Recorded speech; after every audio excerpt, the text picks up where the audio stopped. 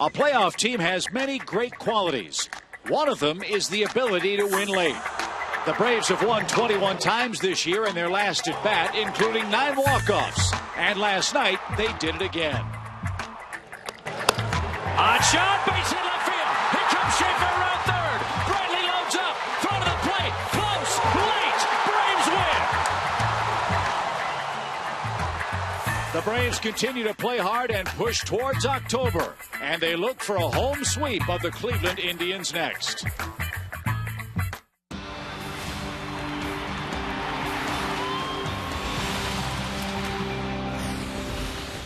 Time to break out the brooms, Braves country. The Cleveland Indians are in town, and at Turner Field, Braves country's ready for a 3-game sweep. Yes, Atlanta trying to put a real damper on the Indians' playoff hopes as the Braves continue their surge toward the Eastern Division Championship. Their magic number stands now at 18. Hi again, friends, with Joe Simpson and Tom Glavine. Chip Carey back at the ballpark. It's been a very productive series so far for the Braves at home, and really that's been the calling card for the club all year. To put it quite simply, home sweet home for the Braves. Atlanta, Joe Simpson, has more home wins overall than Houston has wins this entire season. That kind of puts it in perspective, doesn't it? Well, the Braves have been tough here at Turner Field, and they are going for a sweep. The Indians desperately need a win to try to hang into the wild card race in the American League, but the Braves are the best record in the major leagues at home. They're within striking distance of the club record, the franchise record of 56 wins. And you see those series records there, Tom, 14-2-5, the 2 losses to the Mets and Miami, 2 of the worst teams in the Braves division. But they have 7 sweeps at home, going for number 8 tonight. Well, for everybody who asked what are the Braves playing for with a 13-game lead almost in September, that's what they're playing for. They're really good at home. So in the postseason setting and atmosphere, this is where they're going to want to be more times than not. So that's what they're playing for now, and hopefully they can continue to try and protect that home field advantage and keep it going into the postseason. 2 relatively new faces had a big night for the Braves last night. Jordan Schaefer and Chris Johnson, 2 former Houston Astros. Their former manager is Brad Mills. He's in town with the Cleveland Ball Club, and we'll talk about the former Astros connection doing such great work for the Braves in 2013. That and more as we continue from Atlanta right after this.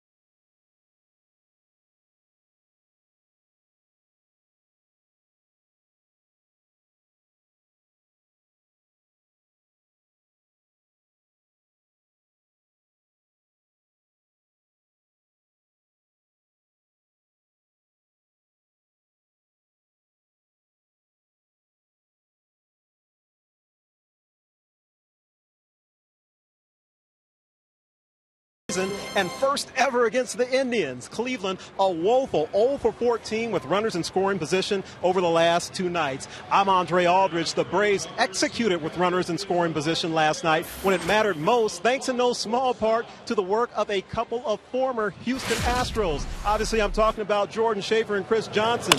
Now, Mr. Schaefer there in the second drives in 2 runs. Brian McCann scores, and Andrelton Simmons come in after the clutch hit there. And then in the 9th inning, laying out this infield hit, getting on first base in a 2-2 ball game. He got called out on a previous steal attempt. We think he was safe, but he made sure he was able to grab his 15th bag right there in the ninth. And then his former Astro teammate, Chris Johnson, gets his only hit of the game, but it was a good one, a big one. Game-winning hit as the Braves win in their last at-bat for the 21st time this season. Thank you, H-Town Astros. We want to remind you of their history together, and the big surprise has been the maturity of Jordan Schaefer this season, and you see their years together in Houston. Their former manager, Brad Mills, is a third base coach for the Cleveland Indians, and I talked to him about what he saw from his former players last night. With Chris getting the walk-off hit, I told him that's enough. No more of that against us anyway. But you know, it's really nice to see those guys do so well. You know that they have that ability, and they've done a great job this year. And it's just because of the ability and the type of individuals they are. It's just they needed to develop and get better. They have the skills.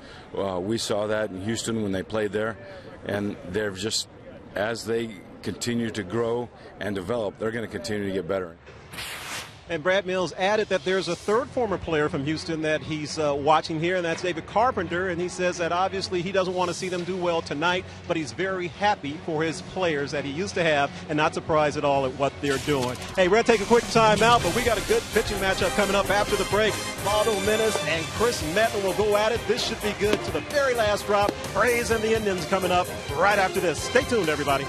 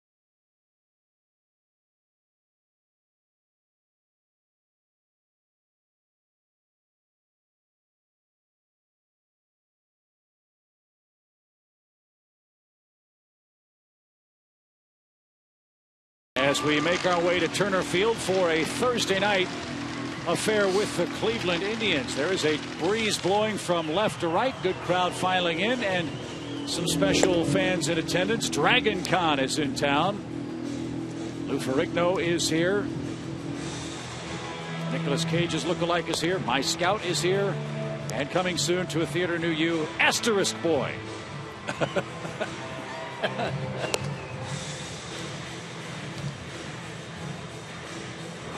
But a big group here tonight. Glad to have them as the Indians try to avoid a 3-game series sweep. Terry Francona is their skipper. He lines them up with Michael Bourne leading off their Toyota starting 9. Nick Swisher moves to second and right field with Kipnis at second. Carlos Santana gets the start at first base. He's been behind the plate. Michael Brantley's in left. Jan Gomes is the catcher, as Drupal Cabrera is the shortstop. Mike Aviles drove in both Cleveland runs last night, and an old familiar face, Ubaldo Jimenez, pitches and bats ninth. They'll face right-hander Chris Medlin, 10-12 on the year, making his 26th start of the year. And don't be fooled by that 10-12 record. He's pitched much better than that. You see his last 4 starts in August in particular, 3-1 with a 3.8. Most of that damage was done in one game, so he's been throwing the ball real well and hopefully getting things rounded into shape going into the home stretch in the postseason. His 4 keys to pitching success tonight. His curveball has sometimes really cost him some long balls. So bury that curveball in the back foot of the lefties tonight if you use it, and hold Bourne on. If Michael gets on, you certainly have to keep an eye on him. And Chris has a great move to try to keep him from stealing.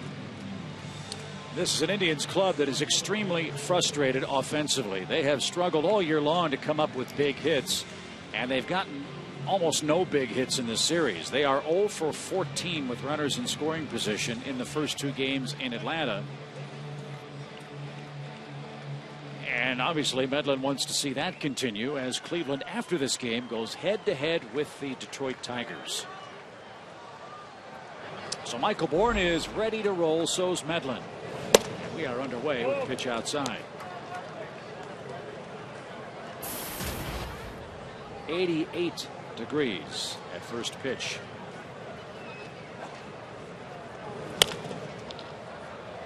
And that's out of play by Bourne to even the count. 1 ball, 1 strike.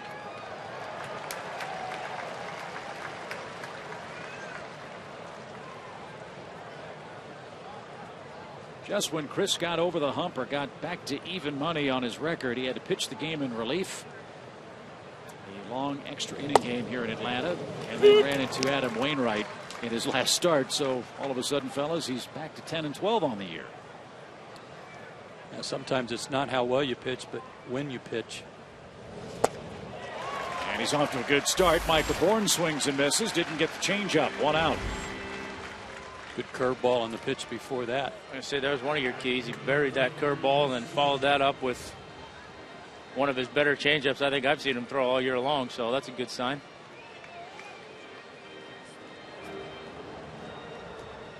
Well, as good as Wainwright was against the Braves, he really struggled last night. The Reds touched him for 9 runs in 2 innings. And Cincinnati romped over the Cardinals yesterday. So the Central race tightening up as we enter the final month. Here's Swisher. He takes a strike.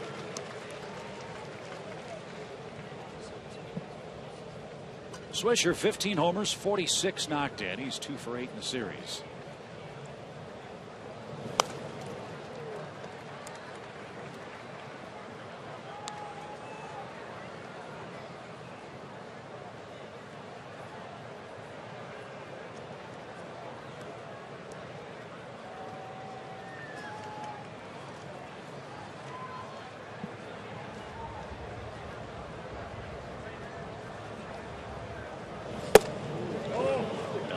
But too tight.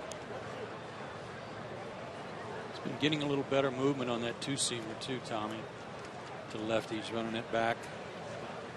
I know that's something that he's struggled with from time to time during the course of the year, and most of it is just confidence and feel. To the right side, Joey Tadaslovich making a rare start at first base. He's there, and there's the second out of the inning. That's Joey's natural position, though. That's where, if you ask him and gave him his druthers, that's where he'd rather play. Very happy at first base. Joe, you made the point and the catch last night. Freddie Freeman looked awfully tired last night. Yeah, he needed a rest. I was happy to see him getting a rest tonight. I'm not sure how happy he was about it because he always wants to be in there, but my goodness, he's been on a stretch without missing innings, let alone games. Jason Kipnis takes a strike. And with that in mind, Freddie always knows where the camera is. He's played in 328 straight innings since the All-Star break. That's our Home Depot tools from the dugout. That is no rest. Yeah, and this time of year, summertime everywhere, especially here in Atlanta. That can wear you out in a hurry. So hopefully he'll. I'm sure he's going to be a little bit antsy, but hopefully he'll take advantage of the night off, get some rest, and be ready to go tomorrow. The last time Freeman didn't start for the Braves at first base was July 19th. That's when he had the sore thumb right after the All-Star break. Before that, it was April 20th and 21st when he was hurt and on the disabled list. As Kipnis shoots one into right field, a 2-strike, 2-out hit for the Cleveland second baseman, his 3rd hit of the series. And he now has a 5-game hitting streak. I don't know if you can keep track of such things. I'm sure you could go back to the charts and do it, but it just seems like Chris gives up more hits and gives up more damage on off-speed pitches than he ever does on his fastball. That was an 0-2 changeup. Kipnis got it. 1-2, excuse me, 1-2 count.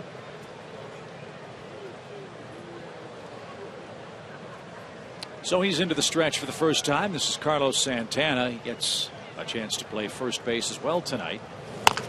And he swings the first pitch and rolls it out toward the mound. Medlin's got it, and he has an easy time of it in the opening inning. He needed 13 pitches to subdue the Indians, and Ubaldo Jimenez goes to work in the bottom of the first when we return.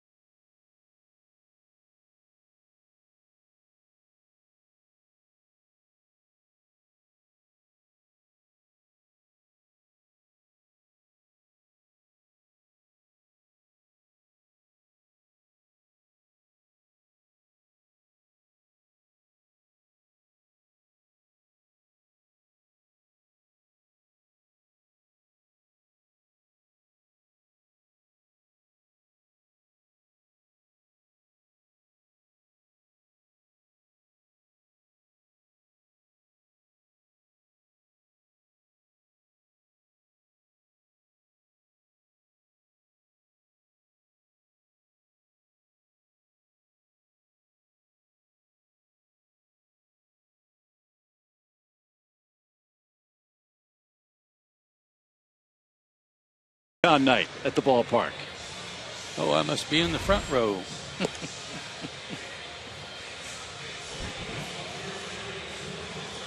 Maybe they'll have a beard growing contest. We'll check on that a little bit later on this evening. Let's check out the Braves starting 9 presented by Freddie Gonzalez and Toyota. What a night for Jordan Schaefer in the leadoff spot last night. Upton, McCann, Chris Johnson, the top 4. Joey Turdoslavich, Dan Uggla, then B.J. Upton, Ambleton Simmons, and Chris Medlin, 7th, 8th, and 9th. He'll face Ubaldo Jimenez, 9-7 on the year. You see his splits on the year, 7-4. His first 19 starts, struggling to win lately, although he's been pitching better. So, they just haven't scored too many runs for him, but he's been throwing the ball well.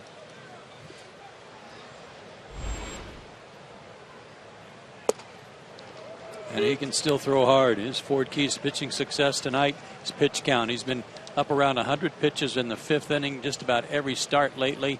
He threw a no-hitter here back in 2010, but tonight, no, not.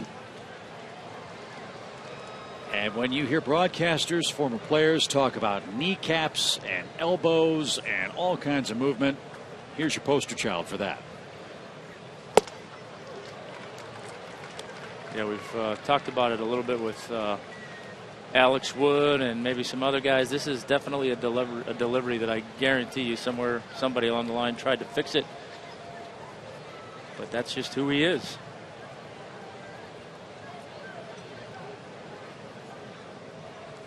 Swing and a miss. He gets Schaefer on strikes. And there's out number one. A lot of moving parts, a little bit of hesitation. See the ball. So there's a lot of things you can pick apart about that delivery, but the end result, if his stuff is what those first 3 pitches of the game were, then there's not going to be a lot to complain about. There was a time not so long ago where the expectation for Ubaldo Jimenez was a lot of results like that. This man in 2010 went 19-8 while pitching in Colorado. Yeah, with a 2.88 ERA. He won 19 games the last 2 seasons combined and has a 9-8 record this year for Cleveland. Came over for Alex White, Drew Pomeranz, Joe Gardner, and an infielder named Matt McBride. That was at the trading deadline in 2011. And White and Pomeranz were the 2 high-rated Cleveland pitching prospects. His fastball is in the low to mid-90s still. Threw a slider for a strike just a second ago to Justin, but he's also got a split finger pitch and a good changeup that he struck out Schaefer on. One thing I remember the Rockies kept trying to get him to change, Tom, was that wrapping, that wrist wrap that he's got around the baseball when he drops his arm back.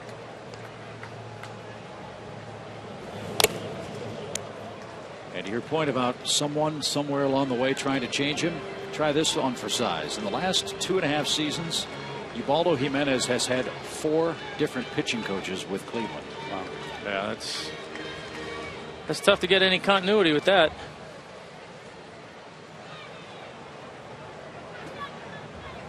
1 ball, 2 strikes. Shook off 4 signs there. Only one was a fastball. And it just missed. Wow. It's pretty close. 2 balls, 2 strikes. Break for Justin there, it looked like. 96. Fox Tracks get it. Nope, a little wide. Good call by Jeff Nelson. That one missed the inside corner, and it's a full count. Brian McCann is on deck, hoping Justin Upton will snap out of a 2 for 27 slide right now.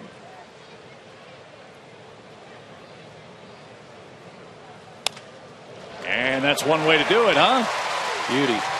Little blooper into right field for a 1-out single for Upton. So, you're right, Joe. No, not. Good at bat by Justin, too. He took a couple of close pitches and wasn't going to let that one. Didn't want to run the risk of that one ringing him up. About all he could do with it. But a good job. Yep, put it in play and found a hole. Cleveland shifts for Brian McCann. 3 defenders on the right side of their infield with 1 out. Brian beat a shift last night. He laid down a perfect bunt in the 5th inning. Which has caused them to alter their shift a little bit, with Aviles playing a little closer than he was. This is an athlete right here, Tom. All he had to do was get it on the ground. He had a base hit. Perfect. Now, I know Masterson gave up the hit, but as a pitcher, do you think that's a win? As Brian flies toward left, Brantley on the run is under and makes the catch for the 2nd out. You know, I mean, it's one of those ones that, you know, you understand that you're playing the odds, but when it happens as a pitcher, no, it ticks you off. You know, I mean, it used to drive me crazy when we would do that with Barry Bonds, and then he'd hit a ground ball to routine ground ball to third, and there's nobody there, and it's a base hit. You know, and I guess you're saying, well, geez, we kept him in the ballpark, so that's what we'll give him the single. But no, you don't want to give him the single. Well,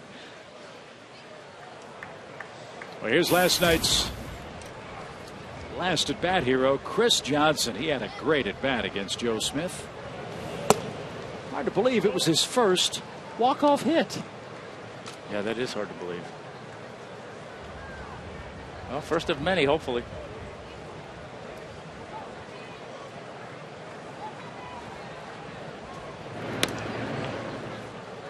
Of course, we'll keep you posted on the batting chase in the National League. And he starts play tonight 4 points behind Yadier Molina. That's the Academy Sports and Outdoor Leaderboard. Andrew McCutcheon moving up quickly.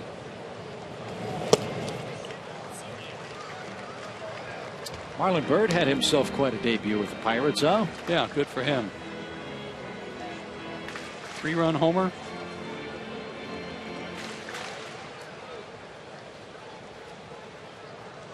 And the Pirates took care of Milwaukee last night. They're home to the Brew Crew again today with Garrett Cole pitching. Upton's running. Johnson swings and flies to right.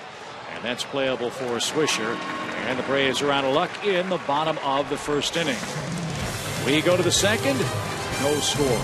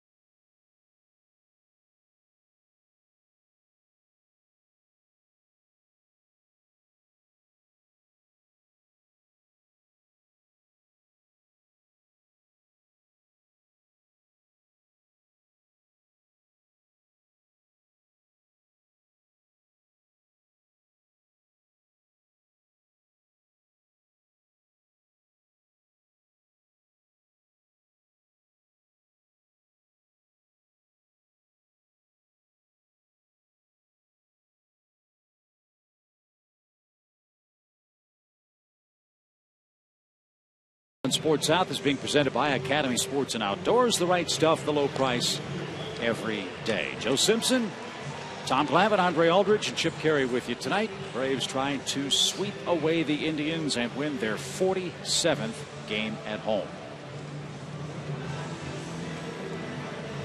A lot of first-timers here tonight. Glad they're here. Maybe the beginning of a long weekend for some people who came in early. Kids are going to be going home saying, Mom, Dad, who were those strange monsters dressed up in the stands tonight? Yeah. Do they always go to the game?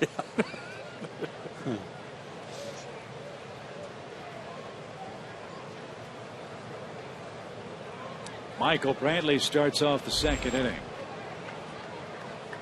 3 for 8 is he in the series.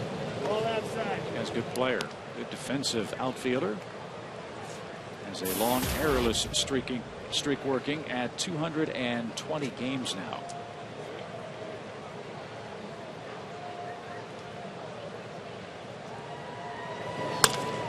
Lined over second.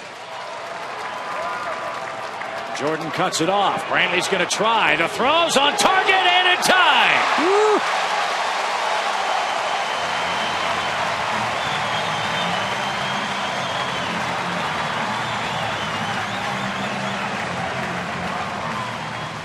There's nothing better in the big leagues than getting a base hit.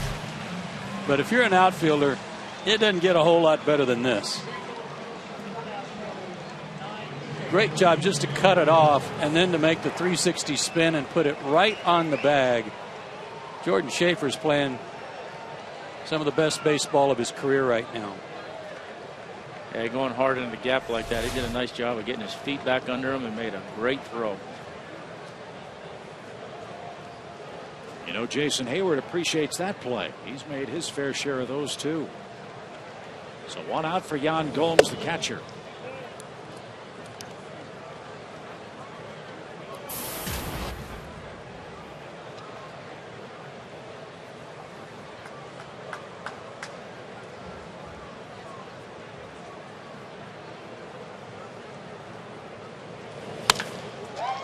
In the air to center.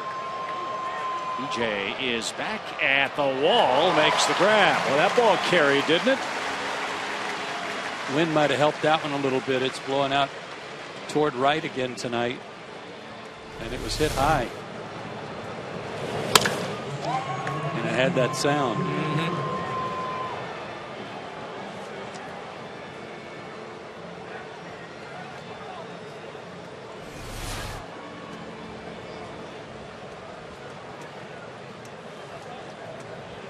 So Medlin, with 2 outs in the inning, goes after Asdrubal Cabrera, the Indians' shortstop.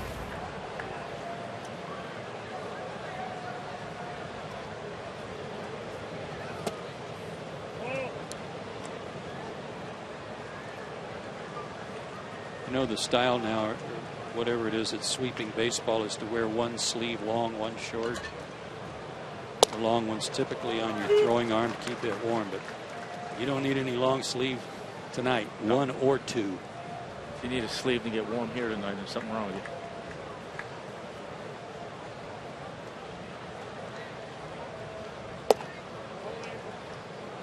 Two balls and a strike.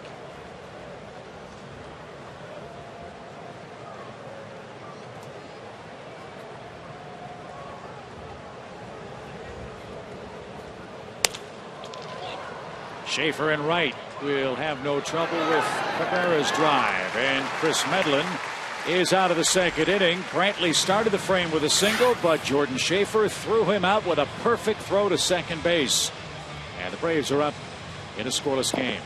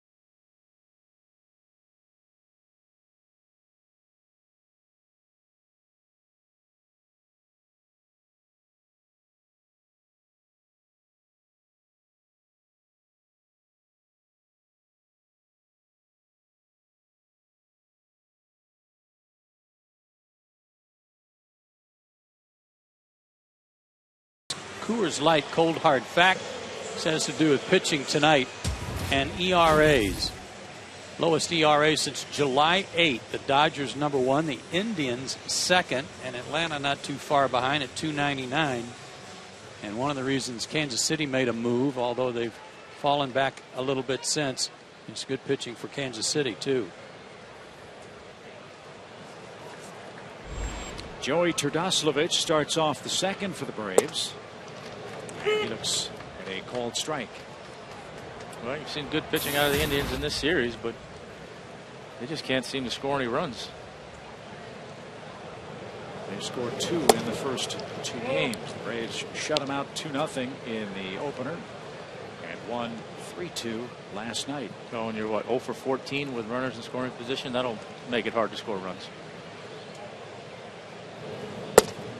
And the The Indians said this 9-game stretch would not, if not be a pivotal one, was extremely important. 3 with Atlanta, 3 with the Tigers on the road, and then 3 with the Orioles.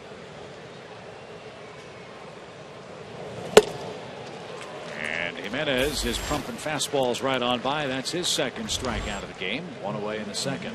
Another one at 95. Well, they're not going to gain any ground on Detroit today.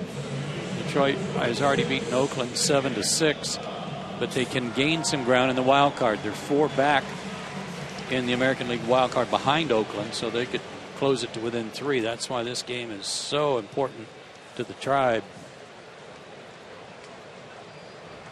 And they want to stay a half game ahead of Baltimore. The Orioles are right behind as well and in playoff consideration. And that was what was tough about coming to Atlanta, knowing Detroit and Oakland were playing each other in a 3-game series. They knew they could gain ground on somebody if they won. But Cleveland hasn't won a game yet. And so the American League wild card has Tampa Bay and Oakland ahead of Cleveland, Baltimore, and the Yankees 5 back. The high strike has Ugly behind 1-2.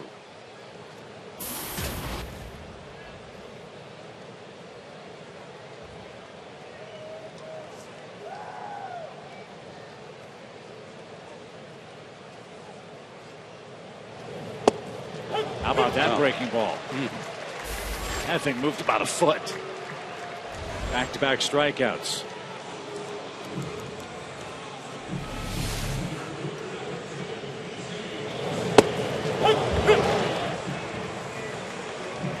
Once you get over that initial, okay, it's not going to hit me in the rib cage, you've got no chance of swinging at that pitch. Especially when he's been rushing it up there at 95. You're not sure where it's going when it comes out of his hand.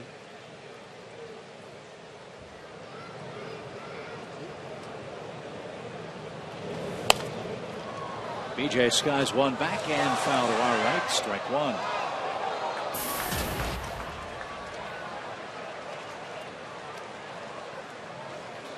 BJ had a 8th inning hit last night.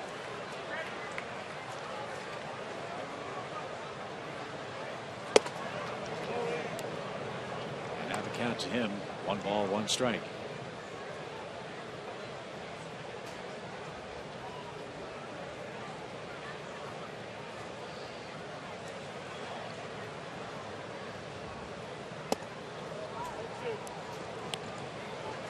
Yeah, his base hit last night. Did a nice job of going the other way. Saw his parents before the ball game. They're here for the weekend, so maybe they'll bring him some luck.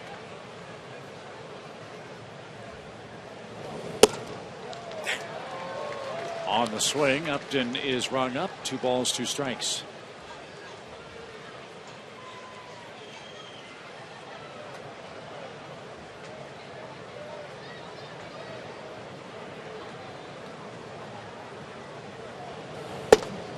And Ubaldo Jimenez just struck out the side. He's at the top of his game. He's allowed 1 hit through 2 innings and has struck out 4 men. That pitch, a 97-mile-an-hour fastball.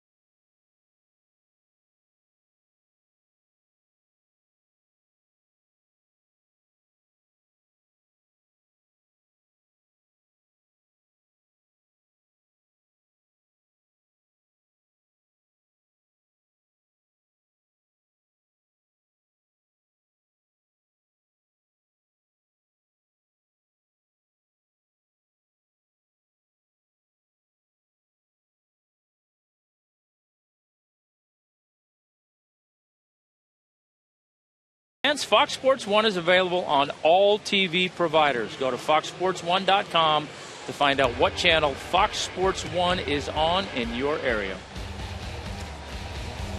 219 DirecTV. I found out yesterday. Of course, not while I was watching you guys. I mean, you found the station, or you found the remote. With all the kids at your house, usually the remote's the first thing you got to hunt for. Good point. I have one stashed away so that I at least know where one is.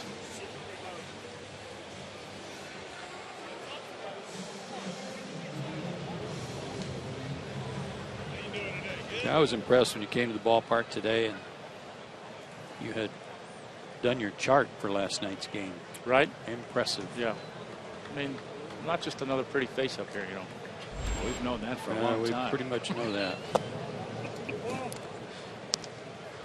1 ball, no strikes to Mike Aviles. By default, he's the Cleveland third baseman.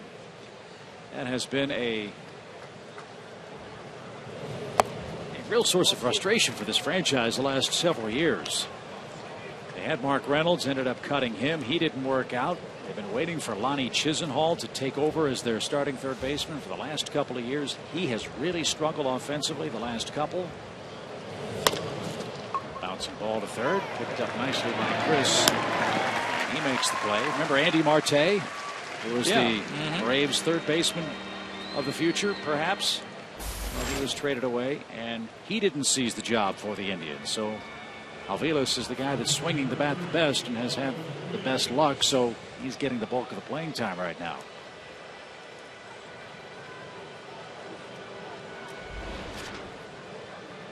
Well, they're obviously within striking distance. We showed you the wild card standings. They're 5.5 behind Detroit coming into play today, so they're that close. Went out and got Nick Swisher this year and Michael Bourne this year. No reason to think they might not be just as aggressive next winter. Well, and they really do have a chance in the middle days of September to make up a lot of ground. They have 6 games with the White Sox, and they have 4 games with the Astros. Those two clubs have combined to win 100 games this year. And Midland struck out Jimenez. Chris has his second strikeout, and 2 are out in the 3rd inning. Laser Baker made up a little list for us today of the contending teams in the National League and the American League and the strength of schedule for those teams that are left. And in the American League, Cleveland has the weakest winning percentage of anybody remaining on their schedule at just .467.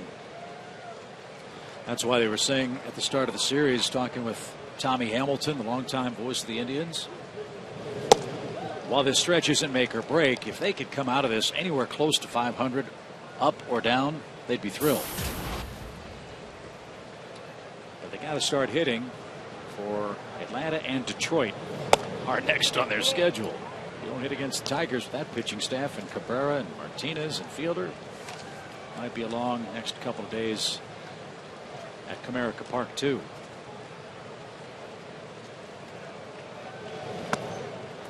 It used to be when you went into Detroit, you wanted to know if you're going to have to face Verlander. Now you worry about Scherzer. They're going to miss Scherzer, but they're going to get Porcello, Anibal Sanchez, and then Justin Verlander.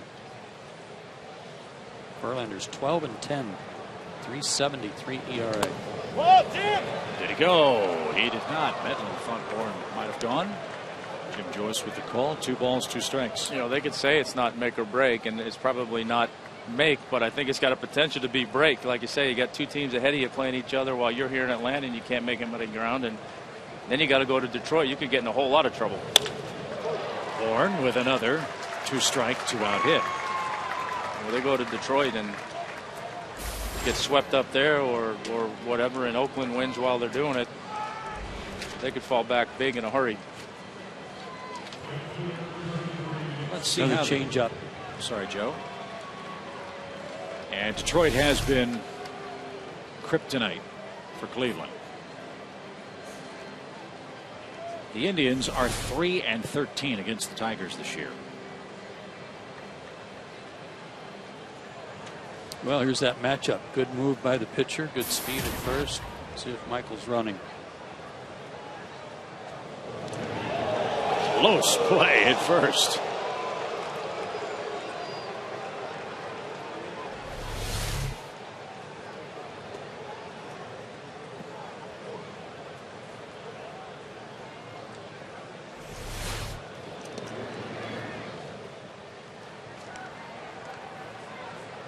Well, he got him to shorten up by half a step. Michael's 19 for 29 in steal attempts. He's not going, and Swisher missed a 90-mile-an-hour fastball. Here's one of those little things, but for a right-handed first baseman, he's at a bit of a disadvantage because of where he catches the ball and then has to take the glove down for the tag and the time it takes to do that. A left-hander can pretty much hold the glove like right above the bag or wherever he catches the throw and just drop it. It's a lot quicker.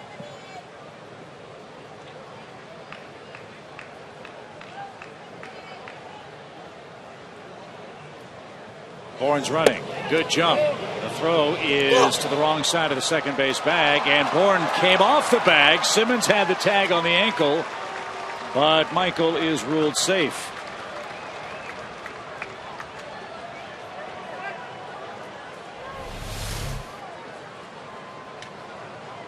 Good pitch to throw on, but not a good throw.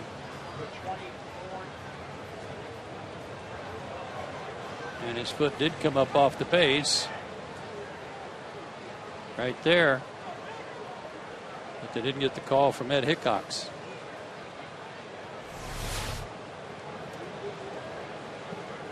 Replay. Throw your flag. 20 to steal. And now Swisher with an RBI chance. Again, Cleveland 0 for 14 in RISP in the series.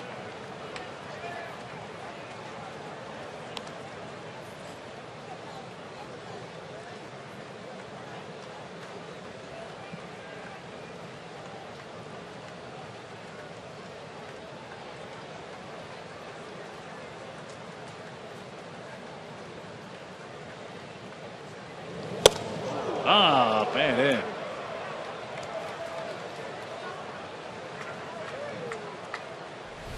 There's nothing on the scouting report for Chris Medlin that shows that. That's the last thing Kipnis was expecting. Excuse me, Swisher.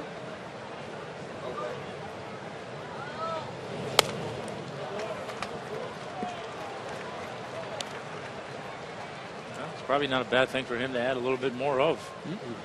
You know, he has that scouting report of throwing that fastball that comes back over the plate for a strike, and particularly for strike three. But, you know, when you're struggling a little bit with your command on your breaking ball, your off-speed pitch, your secondary pitches, it's a good way to get those guys off that is to throw that fastball up and in. Now you might get away with a mistake where you didn't before. Swing and a miss at the changeup. The pitchers are racking up the strikeouts early. Medlin has 3 of them, and he'll bat second when the Braves come up in the bottom of our third scoreless.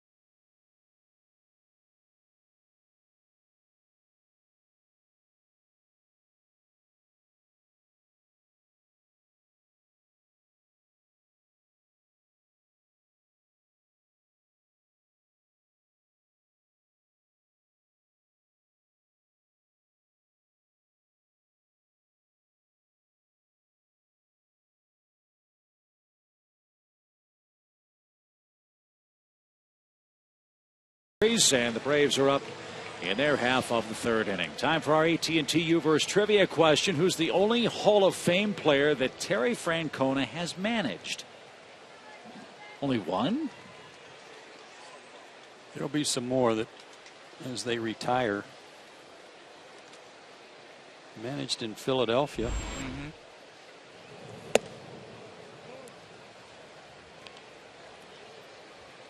I want to say Mike Schmidt was long gone when Terry got there.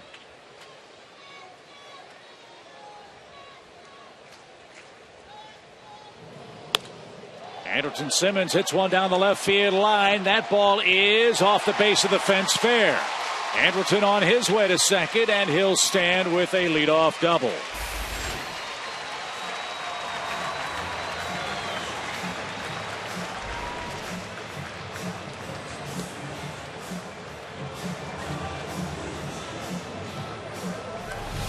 When Andrelton gets some off-speed pitches, one of the things he does with his bat, the off-speed allows him to still get the barrel there. Fastballs, it's harder. And Greg Walker was working with him on it today and reminding him that it's getting more and more prevalent. And that is, he has a little dip with his bat, with his hands, where he almost points his top hand straight down, his knuckles straight down before he starts to swing. And on a hard thrower like Jimenez, it's hard to catch up.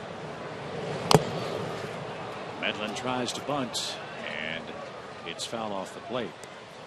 Terry Francona managed the Phillies from '97 to 2000. Then worked in the Indians front office. Mark Shapiro and Chris Antonelli were in the Cleveland organization then. Terry was a special baseball operations assistant, then ended up getting the Red Sox job. After a year at ESPN in 2012, the Indians made him their manager for this year. The bunt is out in front of the plate, and Gomes will throw out Simmons at third. So a failed sacrifice, and Medlin's at first with one out. Been watching Gomes throw between innings just on his throw down to second base. He's got a very good arm. That's one of those ones that's just kind of bad luck. You're always trying to deaden the ball a little bit when you're laying down a bunt, and in that case Chris just deadened it too much. It didn't go anywhere. So he'll run the bases for the top of the order. Jordan Schaefer is due. Jordan struck out to start the game.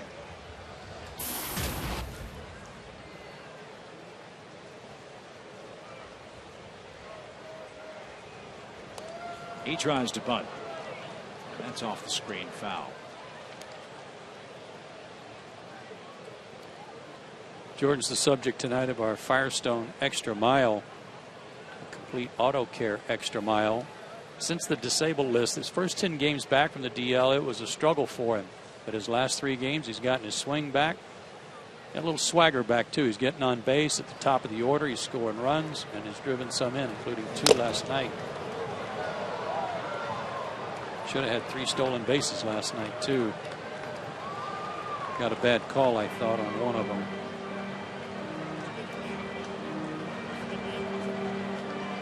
Gomes took a shot off the mask. Jeff Nelson with a little professional courtesy dusts off home plate, and Gomes checking the mask to see if it's still in good working order.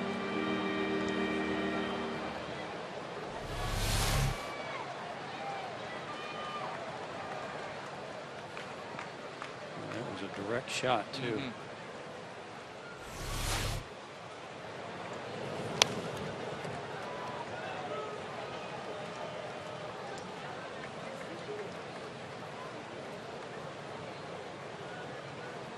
Jimenez has historically thrown a lot of pitches. That has not really been the case so far tonight for him. He's been relatively economical considering he has 4 strikeouts. Yeah, he's been pretty efficient in all his strikeouts. He's gotten ahead and just put guys away. His last start against Minnesota, he got beat 5-1. But his line would tell you that he pitched a whole lot better than that. 6 innings, 5 hits. He only gave up 2 of those 5 runs. He walked 3 and struck out 10. in 6 innings, which was a season high. So he was dealing. He just didn't get any run support. Yeah, he gave up 2 runs in the 2nd inning and then retired 10 in a row to end the game, or end his portion of the game. So this trend for Cleveland of struggling offensively preceded this series. They've scored only 84 runs this month.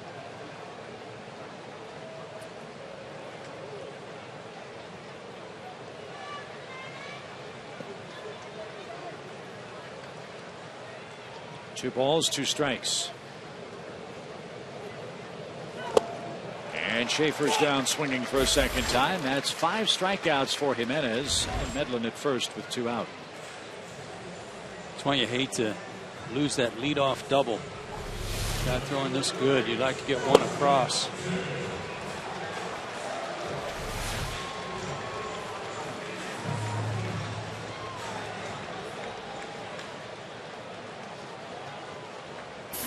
Justin made quick work of the no-hit possibility for Ubaldo. A check swing single into right field.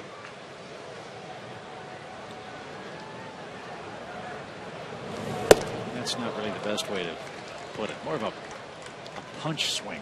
Fought it off. Fought it off. Served it. Whatever you want to call it. A little bit of a Ric Flair to right. There you go.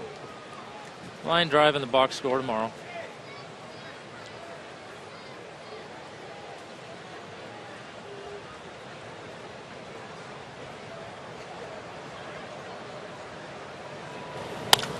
There's a shot into right center field. Bourne will play that on a couple of hops. And around easily to third base is Chris Medlin. Justin Upton is 2 for 2 against Jimenez. And now Brian McCann will bat with 2 out.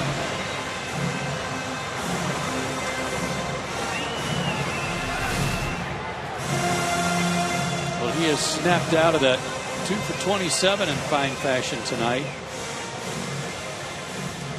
That's pretty. That was back. pretty.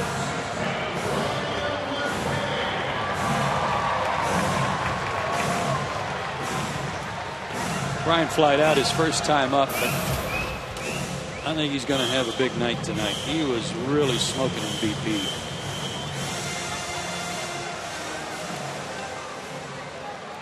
He's hit the baldy well. 7 for 22 coming in. Brian's got 16 2-out RBIs this year. 1 in the 3rd would give Atlanta a lead. Breaking ball has him behind in the count.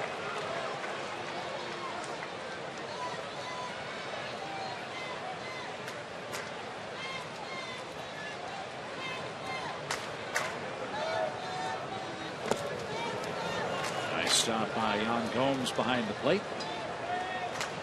It's an even count.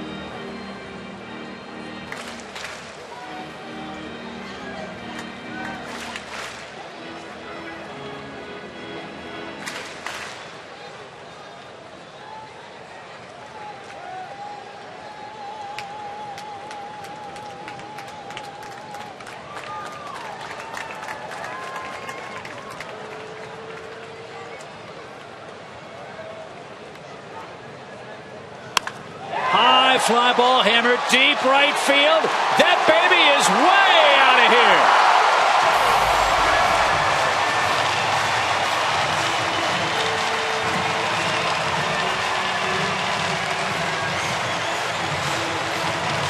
Good call, Joe. That wasn't near as far as the balls he was hitting out off Freddie Gonzalez. But he was taking that kind of swing every swing today in batting practice.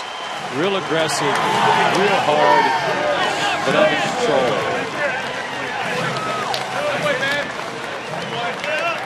So the Braves don't waste the leadoff double.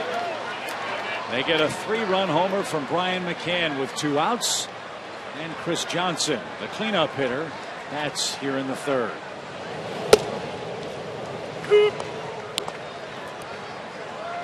Tommy, nothing like 2-out runs for a starting pitcher. Boy, oh boy, I'll tell you, it's a big boost for the whole team in general, but certainly for that starting pitcher.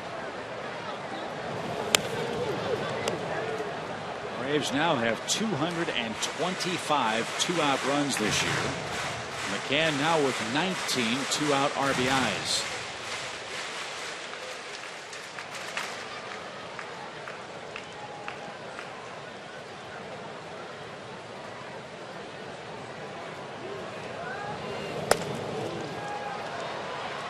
Chris pops one out of play, foul. It's still 0-2.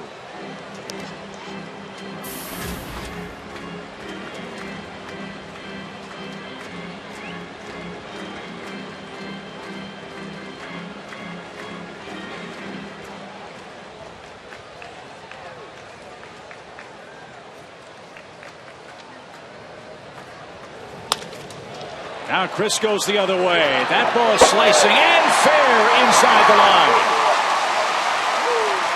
Chris Johnson doubles on an 0-2 count.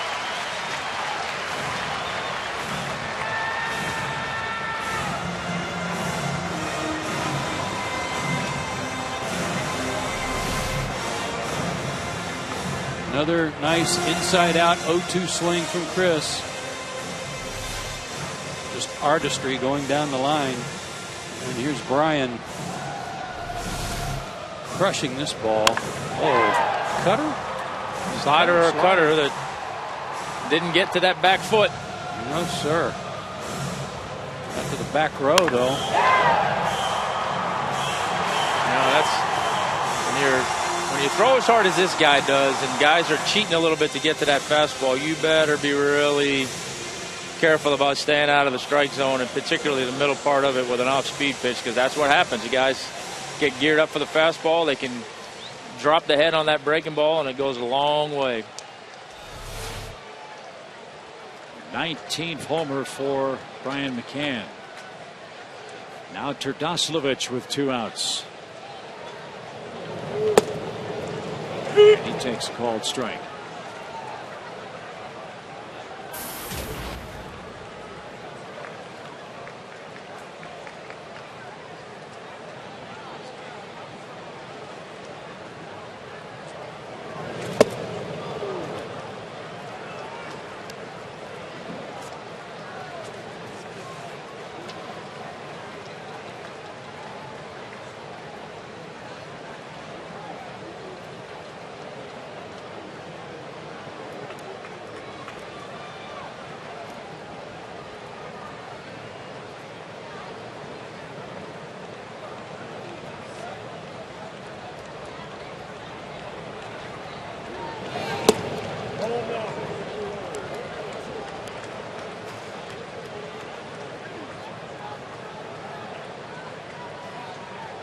Funny how this game works. Jimenez cruising through the lineup a first time, but the second time through he's been tattooed. A single, a homer, and a double. After 2 are out, don't forget Simmons led off the inning with a double and was erased on a bunt play. He's now given up 5 hits.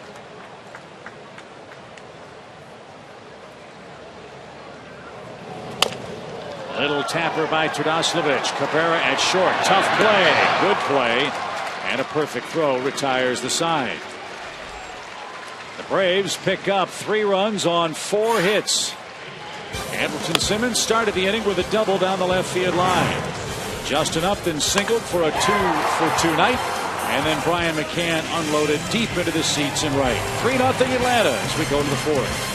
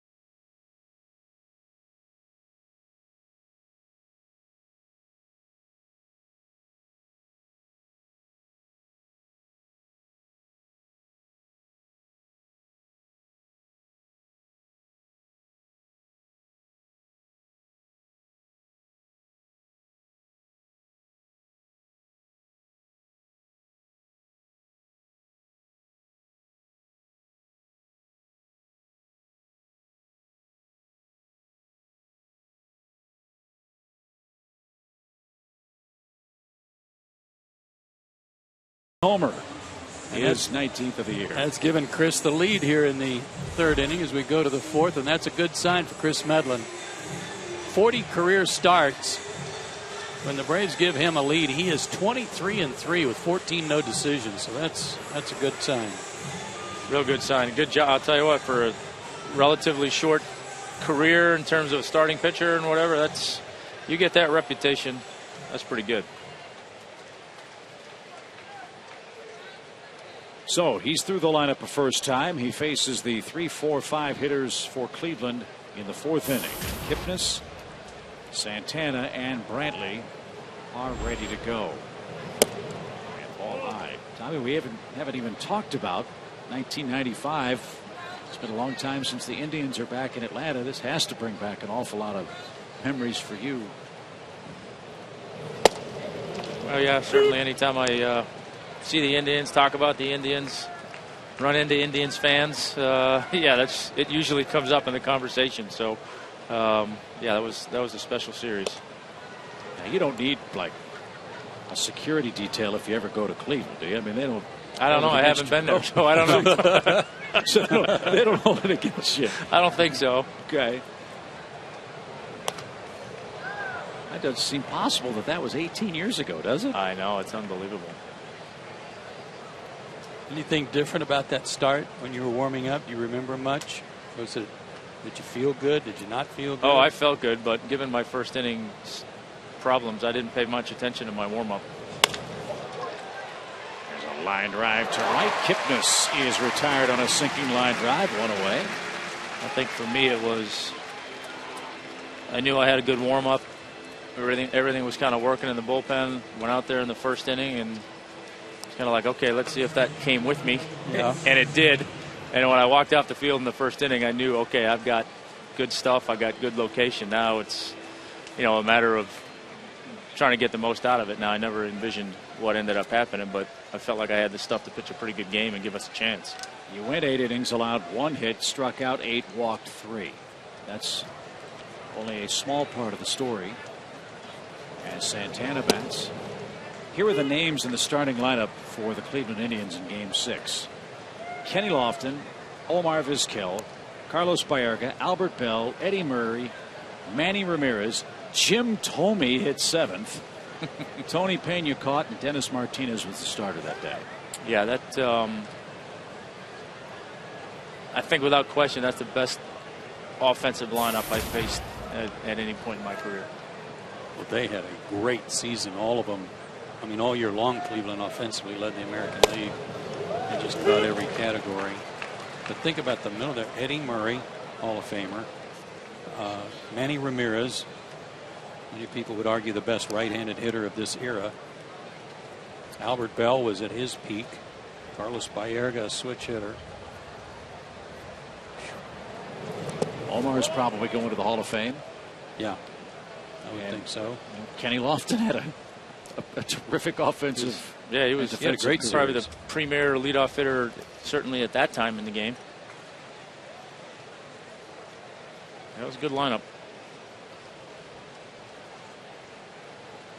A ball and 2 strikes for Santana. Braves have a shift on for him.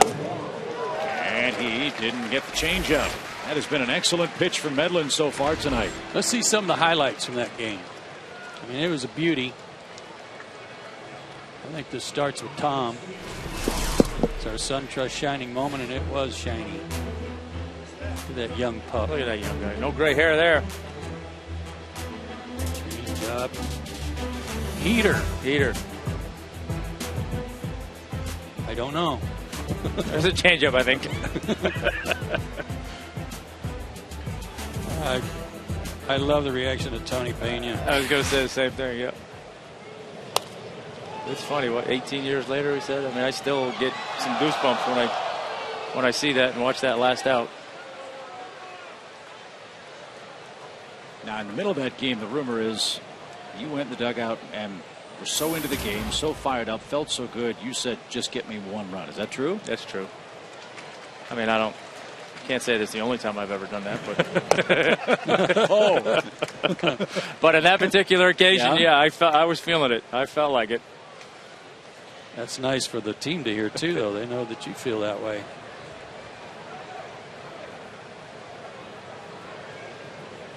We'll show everybody more of those highlights before the Braves come up in the inning. So then David Justice hits the home run. Then you get the one. Yeah, there's your one. Go get him now. Right? Yeah. Yeah. Sure. Surprised the guys in the dugout didn't say, okay, there you go. Now put up or shut up. When he hit that home run, could you even hear yourself think? No, the place went wild. And, you know, on the heels of David being a little critical of the fans the night before, and then he comes out and hits the home run. I mean, it was just one of those moments where everything kind of came together, and it was loud. Fly ball by Brantley. That's well hit toward left center field. BJ is there. What a great running catch. He ran a quarter mile, it looked like, to make that play. And the Indians are out in order in the fourth inning. 3-0 Atlanta. We'll relive 1995 when we return.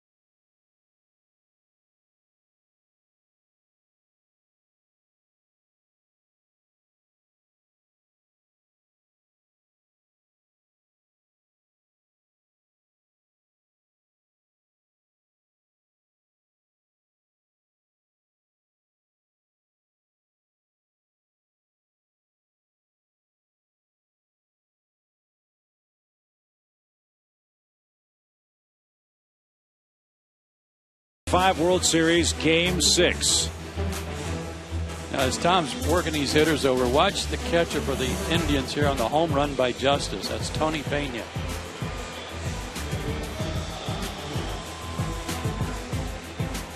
I think he said fiddlesticks. Yeah, he did. Yeah. Hang with him. And here's the final out of the 95 World Series. The line and the pitch. Here it is. Swung. Fly ball deep left center. Grissom on the run. Yeah! Atlanta Braves have given you a championship. Listen to this crowd. A mob scene on the field. The Atlanta Braves have brought the first championship to Atlanta. Never get tired of seeing that dog pile in the middle of the field, do you? No, never do. Never get tired of hearing your dad on that call. And I mean, it's that kind of thing that, you know, never gets old, and you kind of always remember what was going through your mind when all that was going on. Maybe we'll see another one this year. BJ Upton, the batter.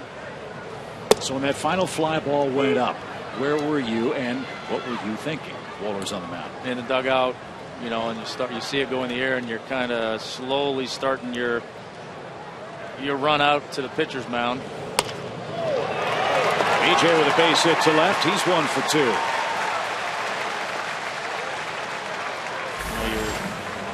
know, you're trying to allow for that ball to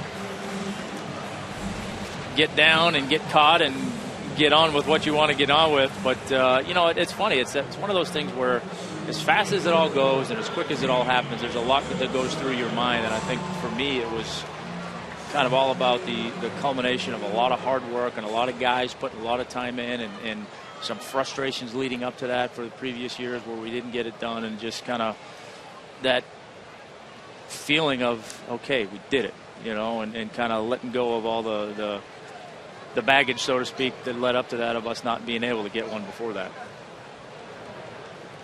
Anderson Simmons led off last inning with a double. And BJ scampers back to first. Which game had you pitched prior to that? I pitched game 2 of that series. That was at home also? Yeah, that was at home. And how did you do in that one?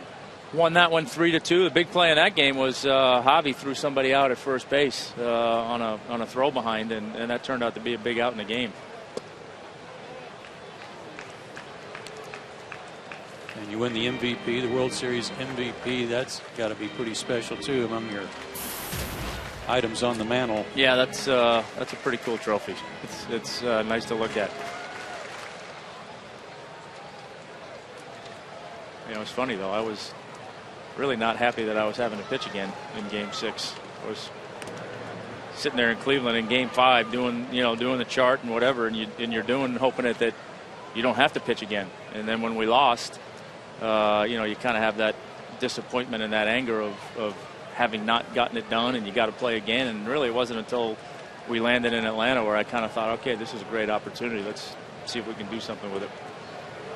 Is that tough to restart the mental battery? It is. You know, that's one of the hard parts of being a starting pitcher in the postseason when you're in elimination games, because you're either the guy on the other side that's hoping that you get another opportunity to pitch, or you're the guy on the side that's hoping you don't get another opportunity to pitch, that it's over and you're done. You know, so it's a weird dynamic mentally in terms of your preparation. Simmons rips one toward third. Aviles fires to second for one. And Kipnis with the turn. A beautiful around the horn double play ends the Atlanta 4th inning. Nicely done by the Cleveland infield. And we head to the 5th inning with the Braves in front, still 3-0.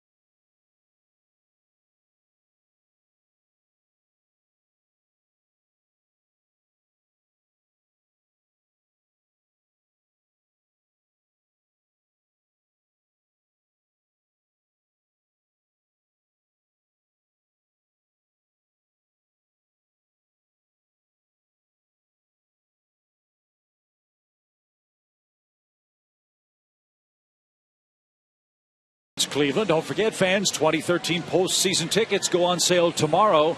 Don't miss your shot to see the Braves this October here at Turner Field. Order your National League Division Series tickets tomorrow by visiting Braves.com/postseason.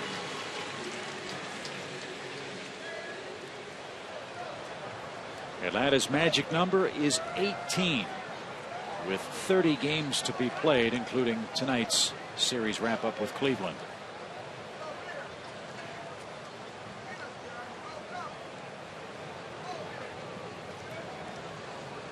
Here's Yan Gomes. Just looking at this box score, Chip, of that game, and you mentioned Jim Thome was batting 7th. The thing that struck me, he was playing third base. made an error in the game. Gomes pops one up to the right side. Ternaslovic in fair ground has plenty of room.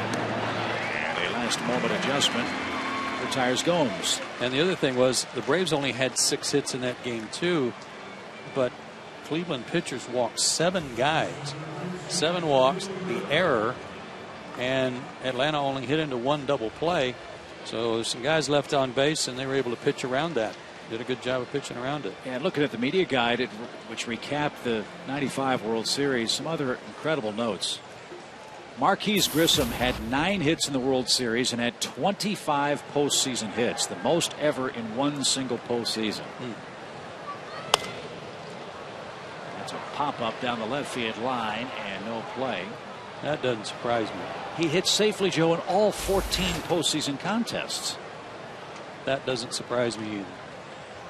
And then Chipper Jones finished the postseason with a .358 batting average and 3 homers, setting a major league record for postseason hits by a rookie. Yeah, and he had 2 in that game. 2 of the Braves' 6 hits in Game 6.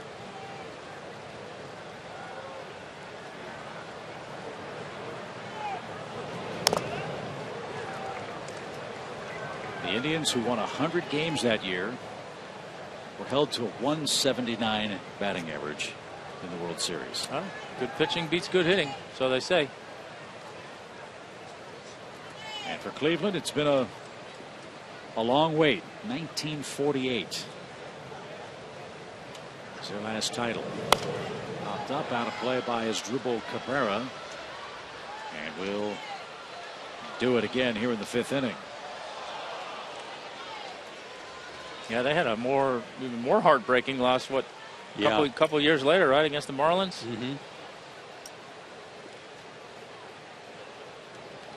Yeah, Edgar Renteria, base hit back through the middle. That was the '97 series, if memory serves. And I think that was Game 7, wasn't it? I think so.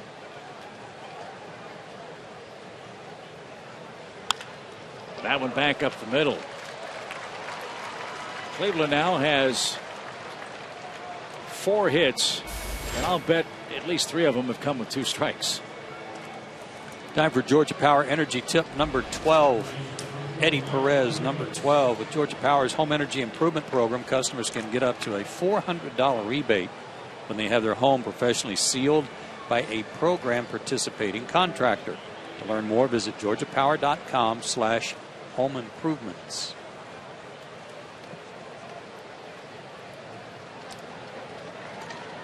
Have to be a little careful with Aviles. He's got some pop. He showed that last night.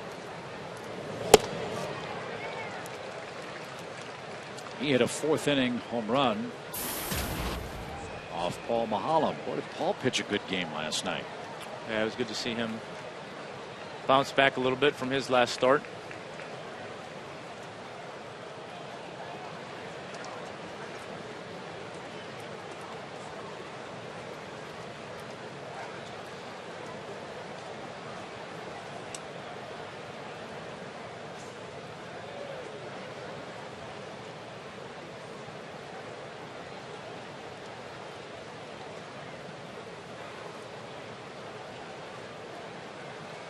No balls and a strike.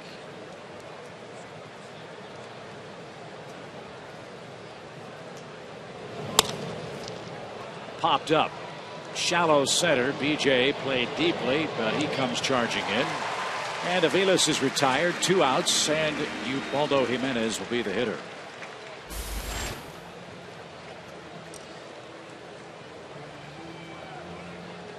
Jimenez took a 3rd strike.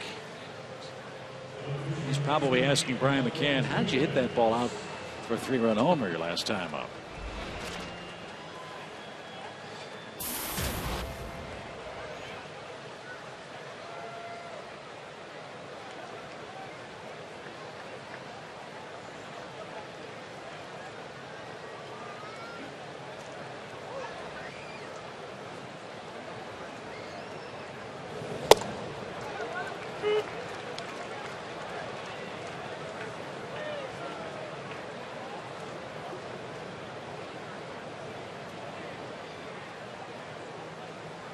Ubaldo, a career 114 major league hitter. Yeah, but he played in Colorado. Must have been inflated by Coors Field, right?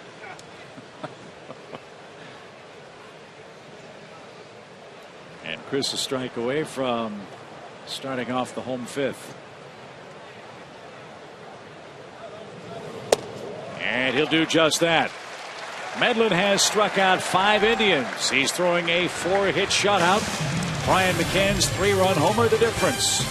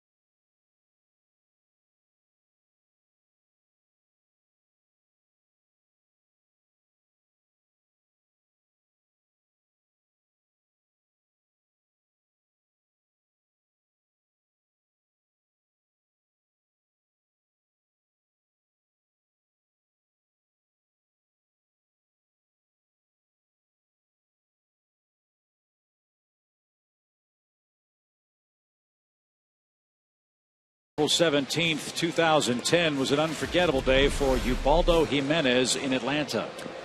Yeah, he won't forget this day for sure. Had all of his pitches working. Fastball, changeup, breaking ball. Had the benefit of a nice play right there. Dexter Fowler, which most no-hitters seem to have that one play that kind of solidifies it. And there's that final moment. First Rocky in history to throw a no-hitter for that organization. So pretty special night. Certainly one that he won't soon forget. And like you said, Joe, if he had any thoughts on having a repeat here tonight, it was not to be. Oh. Justin Upton singled the second batter tonight. He walked 6 that night, so he pitched around a little trouble too. And Joe Vincius reminded us that one of the things that he did in the middle of that game when he was having some control problems, it was suggested to him by his pitching coach to go to the stretch and just work out of the stretch the whole game. And it worked for him.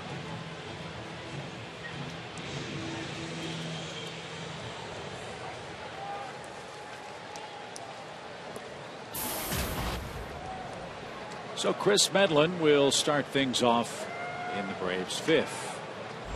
He scored a run. That was on the McCann homer back in inning number 3.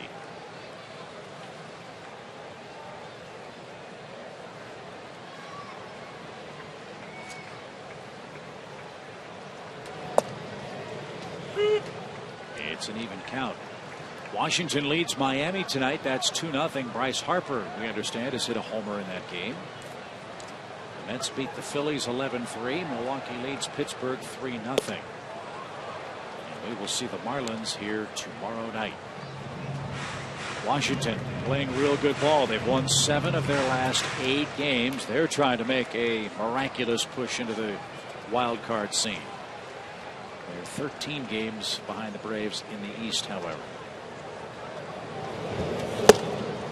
And Medlin is down on strikes. Let's check in with Andre Aldridge for more on Jordan Schaefer's turnaround. All right, thanks a lot there, Chip. You know, we've seen the effect Jordan Schaefer's had on this game defensively, getting Michael Brantley out in the second inning at second base. But the offensive production beginning this Sunday in St. Louis, no surprise inside the clubhouse.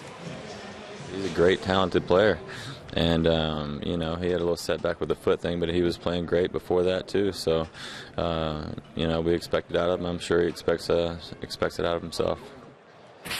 And Freddie Gonzalez saying he's still not sure if he's going to have Jordan leading off once we see southpaws. He said he's just run into a great string of luck where we've seen nothing but right-handers. So he's going to roll with that, and he'll see about the southpaws when that comes up, guys. Yeah, you're right, Andre, and the Braves won't see any left-handers when Miami comes to town either. But they're going to see some guys that can bring it. Yeah, they are. Yeah. Ooh. Wonderful pitching matchup here tomorrow night for the series opener. As always, we'll have Friday night fireworks after the ball game. It's a 7:35 start, remember. On the air at 7 with Braves Live. Folks from Virginia Tech and Alabama getting ready for the big football game Saturday. If you haven't made your plans, come on out. Watch Julio Teheran and Jose Fernandez hook up.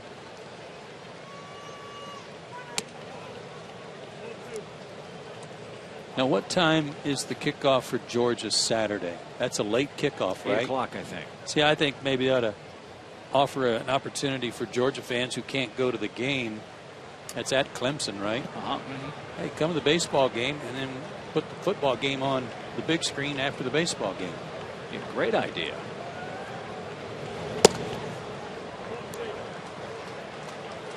Three balls, 2 strikes.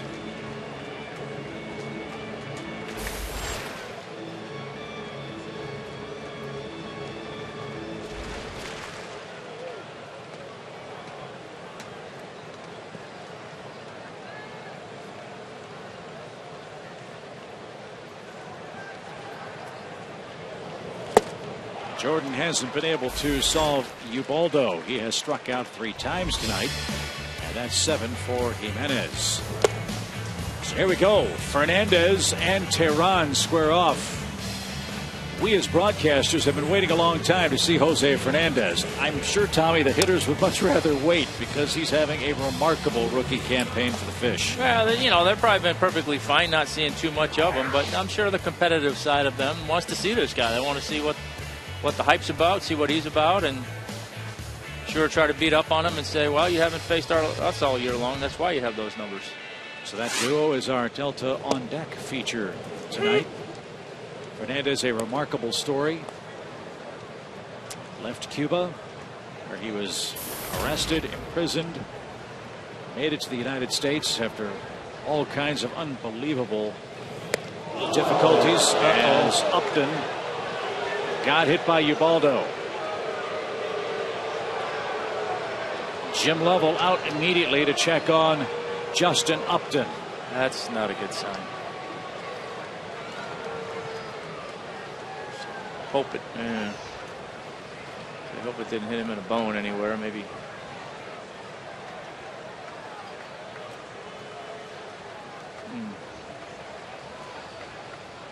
Show you the replay in a minute. It looks like he got him first on the wrist and then kind of rolled right to the back of the hand.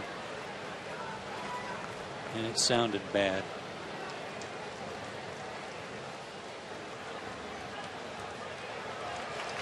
Headed to the dugout and then he changed his mind.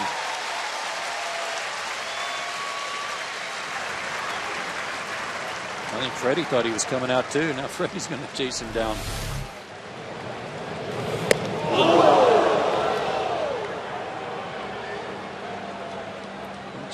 Back of the hand. 92 on the fastball. And now he is going to come out of the game. Freddie Gonzalez has to escort Upton back, and as we saw quite obviously in New York with Jason Hayward and Jonathan Neese,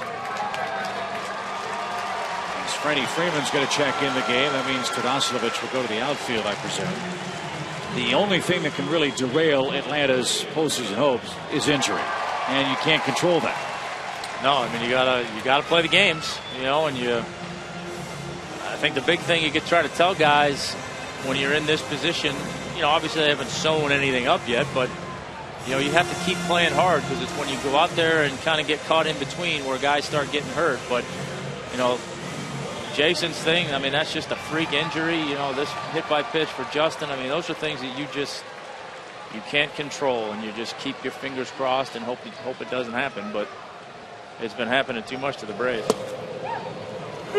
And not just to to respect 24th and 25th guy on the roster players. These are big pieces. Both backup infielders. Pasternicki and Firmino Pena. Hayward, quite obviously.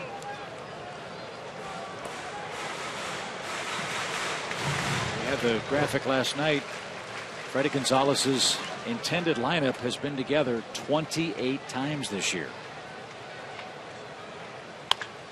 As a hot shot is smothered at first by Santana, and that will retire the side. Nothing doing in the Braves' fifth.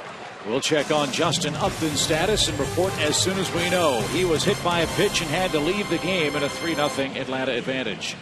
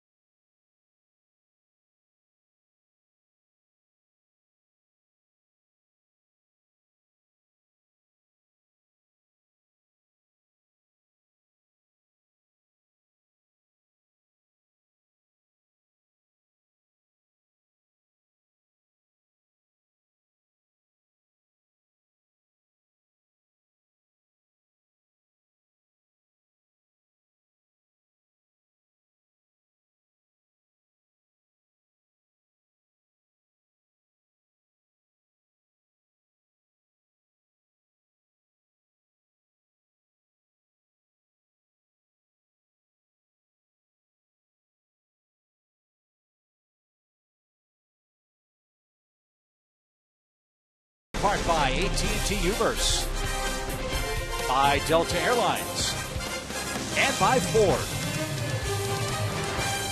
Atlanta 3, Cleveland nothing. We head to the 6th inning. Changes for the Braves defense. Joey Tadoslavich moves from first to left. And Freddie Freeman, obviously very well rested, fellas. Took half a game off. He's back in after Justin Upton got hit. He is refreshed and ready to go. And so is Chris Medlin. He'll have the top of the Indians order. That's Bourne, that's Swisher, and that's Kipnis.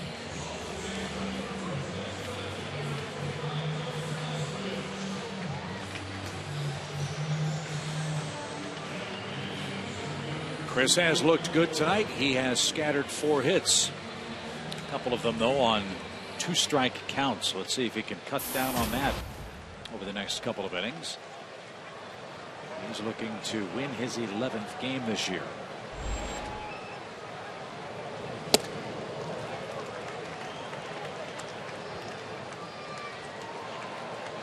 Last year, Chris was 10-1. So his next win will be a new career high for him.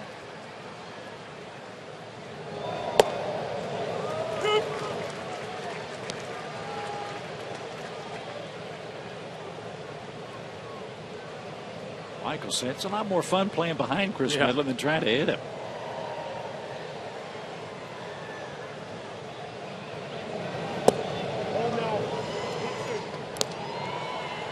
Good pitch, though.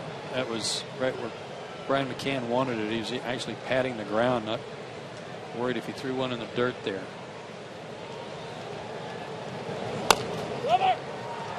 Ball finds Freddie Freeman. Funny how often that happens, doesn't it? And Bourne is out number 1. All season long you've been pulling for the Braves. Now it's time to be a part of the 2013 postseason. A Turner Field Suite's a great way to entertain your clients, employees, friends, and family during the playoffs. Cheer on the Braves this October in style. Call 404-577-9100 today.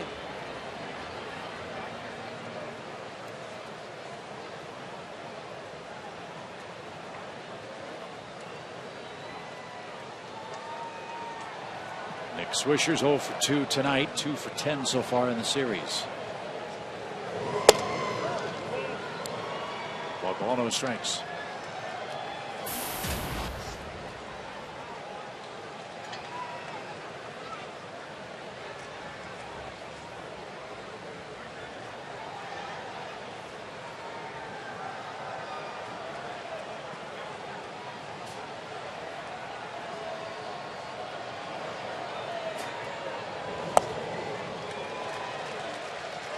Swisher's one of those patented hitters, left-handed. He's a switch hitter, but batting left, he is a definite low ball hitter that's just looking to lift it. Got over 200 career homers.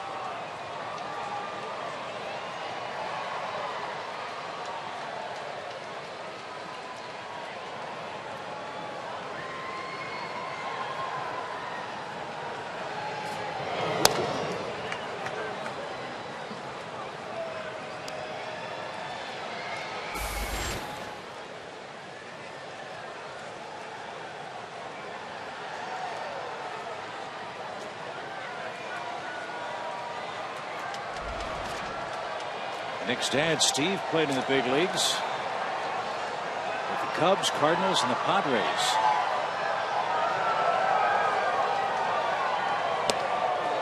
As a catcher. Made the All-Star team in 1976, did Swisher, with the Cubs. Well, Nick's, you can tell he's definitely an American League player. He spent his entire career in the American League with Oakland, New York, now Cleveland, as it takes him forever to get back in the box. Strike 3 called. Swisher will take a long trip back to the third base dugout. That's 6 strikeouts for Medlin.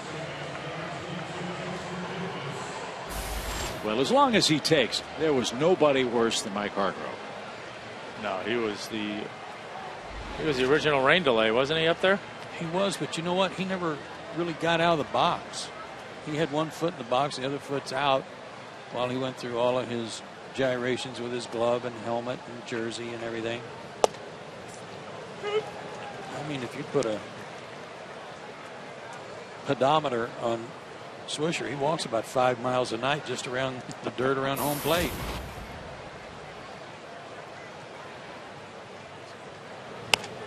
Kipnis pops one up deep short. Simmons drifting out, now backpedaling, and is there. And that retires the side. 3 up, 3 down for Medlin in the 6th inning. Beautiful night. Well, let me take that back. Interesting night at Turner Field. It's a 3-0 score.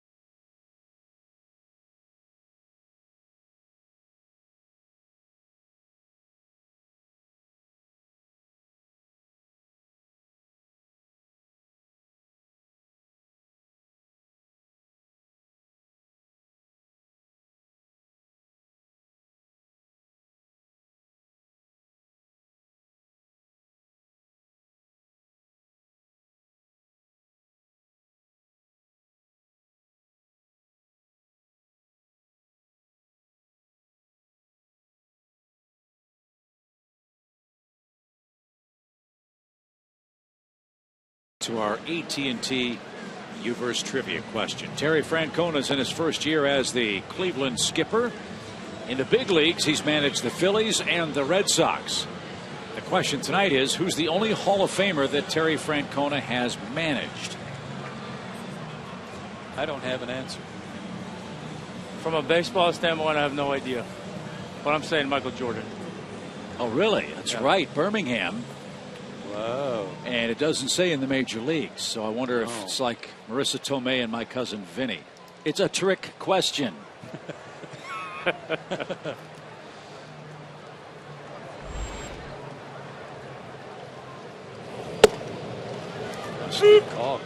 Let's see if that's the right answer. Wow. Sorry, I did cheat a little bit, though. Oh, you did? Sorry. No. 20. No. I went into the thingy there to see. I was trying to figure out. I said, well, it's got to be Philadelphia. And I was trying to go over the years that he was there. And then I saw on the margin that he managed Michael Jordan. Sorry, Gretchen. I didn't mean to cheat. So 20 degrees past tap dead center. See? Yeah, the Birmingham Barons that year traveled in style, if memory serves. As Johnson grounds to Cabrera at short. And continue that story in a second. Let's check in with Andre.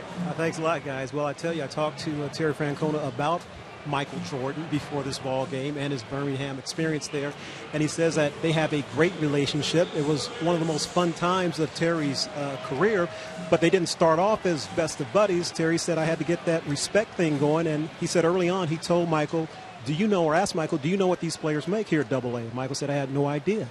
And Terry told him what it was, and Michael just goes, wow. And Terry goes, these guys have mostly played about 1,000 games of baseball so far. So the respect factor that Michael had for baseball, even though he was struggling, was one of the great things that he kind of built upon in their relationship. And Terry just said that it's awesome that he had that deal with a future Hall of Famer. And you're right, Andre. He went out of his way to try to help the Barons travel in style. I think he paid for a luxury custom bus for Birmingham to use during their drives between those far distant Southern League outposts. Yeah, Memphis, Orlando, Charlotte. Logged some hours on the bus in that league. Greenville, I think, was still in the league at that time.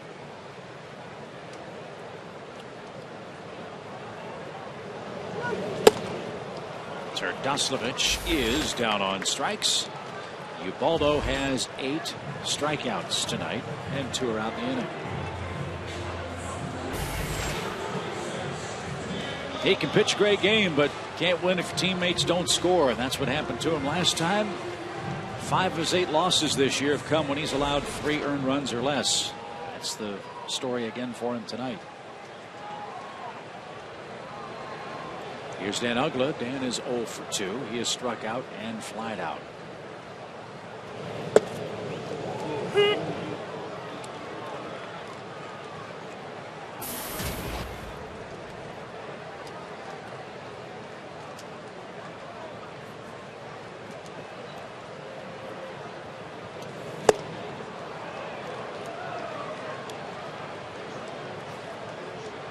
That was late on that one.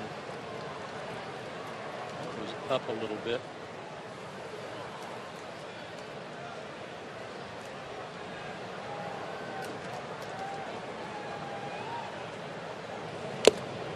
And late again. Jimenez has struck out 9 Braves tonight. But he trails 3-0 at the end of 6 innings.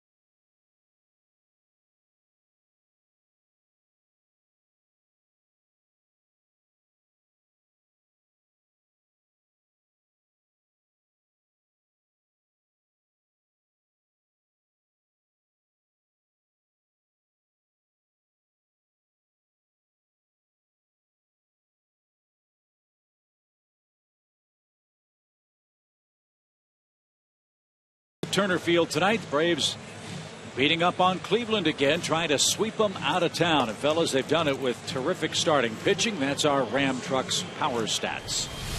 All three guys have been excellent in this series. Alex Wood pitched into the 6th inning, didn't give up a run. Paul Mahalam in his second start back from the DL only gave up 1 run in his 6 innings. And Chris Medlin so far tonight has shut him out on 4 hits in his 6 innings of work. He really looks good tonight. Yeah, it's good to see Mulholland bounce back. Good to see those 2 guys on the bookends continuing to get better and grow, and really everybody putting up a heck of a fight to see who's going to be in that postseason rotation. I was just going to ask you about that. Do you feel like the last month that will be kind of a, I don't want to call it a tryout by any means, but go with the hot hand, who's pitching the best, and then see who the matchup is going to be with? That's going to be a big part of it, absolutely. I don't know that you could definitively say who the 4 guys are going to be right now.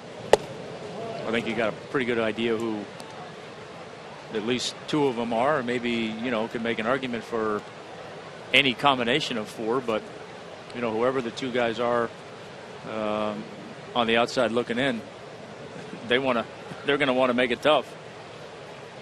Tommy, when you were here, did Bobby stack his playoff rotation by the way the season ended, who was pitching best, or who you were facing?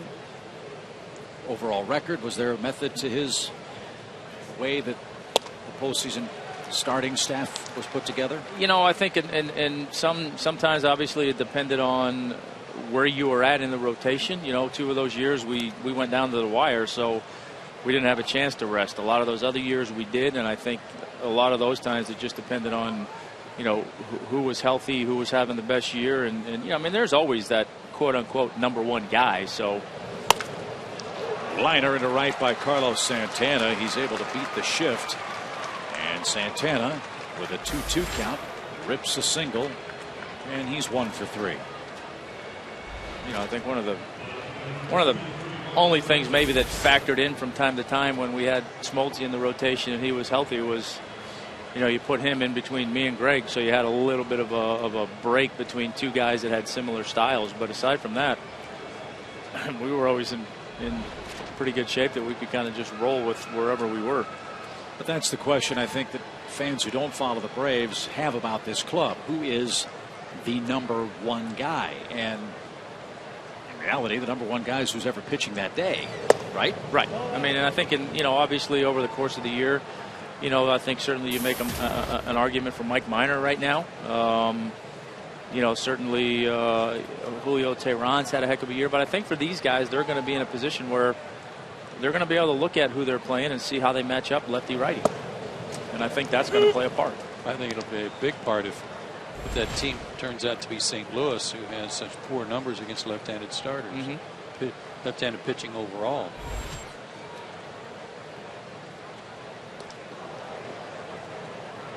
So that's another interesting subplot to follow here over the final 30 games of the regular season.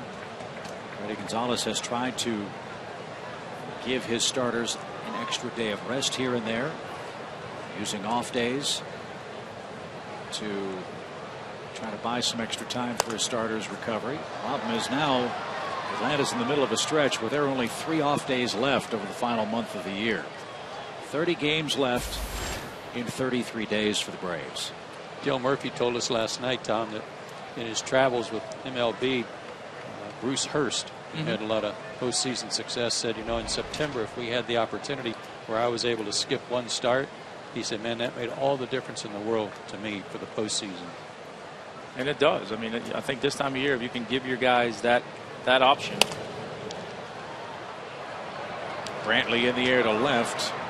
Roundabout route taken by Trdaslovic, but Joey gets there. Brantley's retired, 1 out. And certainly you use your off days to your advantage. In certain situations, maybe rather than go into a full-fledged 6-man rotation, maybe you use that 6th man to where you give each starter that 1 go-round off. You can rest guys that way.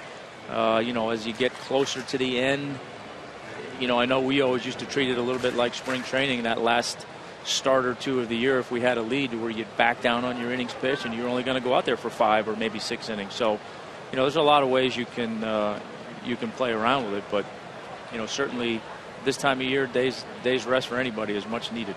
And with that 6th man in the staff in mind, the plan was for Brandon Beachy to be that guy, I guess, but he's shut down with inflammation in the elbow. What is advantageous for the Braves is in 3 days you can expand the rosters. So you can have your September call-ups come up from AA or AAA or wherever in the organization. If you need someone to make a spot start or 2 with a big lead, you can afford to do that. You can. And, look, there's reasons why some of these guys don't want the time off either. I'm sure for Alex Wood, he's still trying to kind of stay in his groove and keep continuing to get better and solidify himself. So he wants to stay on a routine as much as he can. Same for Mike Minor, for Medlin. I'm sure, I can guarantee you he's not 100% happy with where his game is at the moment. So he's got things he's still trying to tweak, and he wants to get out there and keep working on those. Mulholland trying to kind of get back in the flow. So there are reasons why guys don't want to change their routine too much, because they have things they want to continue to either sharpen or get better at. But it's the kind of thing that you have the luxury. You also got to try and take advantage of it a little bit too. Strike to Gomes. I think you're spot on with Chris, because he's on an uptick. He's getting better every start. His last 5 to 6, 7 starts. So he wants to keep that trend going. I would say if there's one guy that might in the next 2 weeks get that skip, it might be Tehran, just because of his age, innings pitched, and give him a breather for one turn. But I think everybody else might be in good shape. And you mentioned Alex Wood. Man, you can't count him out of any possible start in the postseason, the way he's pitching right now, and he's so unorthodox that other teams haven't had a chance to see him. Yeah, that will be a big part of it for sure. But I think you're right with Tehran. I think he's the one guy that at this stage of the game, you're probably looking at it with him more from a safety issue, so to speak. Try and ease him along a little bit more so than any other guys. Liner into center field by Gomes on a full count. And the Indians have runners at first and second with 1 out, and they'll bring the potential tying run to the plate in the form of Asdrubal Cabrera. Yan Gomes didn't grow up in Brazil, but he was born in Sao Paulo, Brazil. And I think he's one of only 1 or 2 players in the big leagues right now, maybe professional baseball, that were born in Brazil. But that was another place that Dale Murphy talked about after doing some clinics in South America, that he thinks that's the next big source of baseball players because of all the population, number one, and great athletes. Yeah, Gomes was with Toronto and backed up J.P. Arancibia at Tennessee in his college days. Still lives in Knoxville in the offseason. And he's on the board with the 6th Cleveland hit. Benton gets ahead of Cabrera with a strike. I think that's one of the things that's great about all sports now. And you try to tell people you don't have to take the traditional route, so to speak. If you're good in this day and age, somebody's going to find you. I don't care where you are.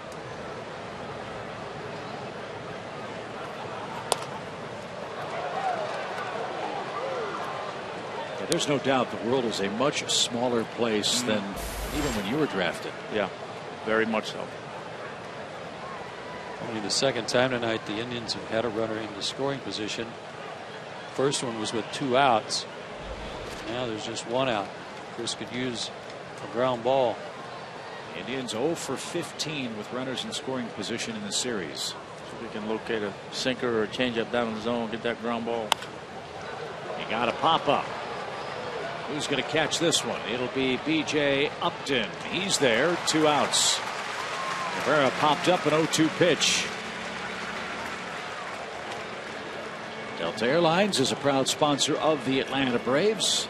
And they're hoping Cleveland will fly away to Detroit after being swept in this series in Atlanta. Braves 3, Cleveland nothing. You've got Avilas, and then the pitcher spot is scheduled next.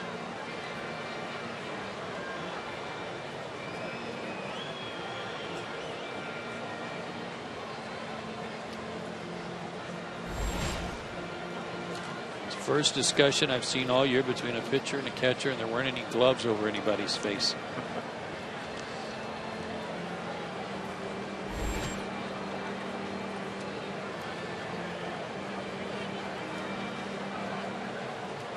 Ubaldo Jimenez is in the on-deck circle.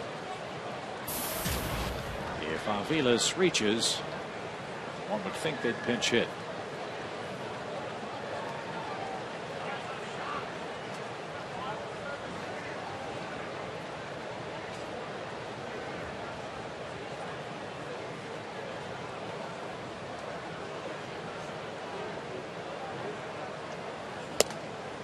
Outside, 1 ball, no strikes.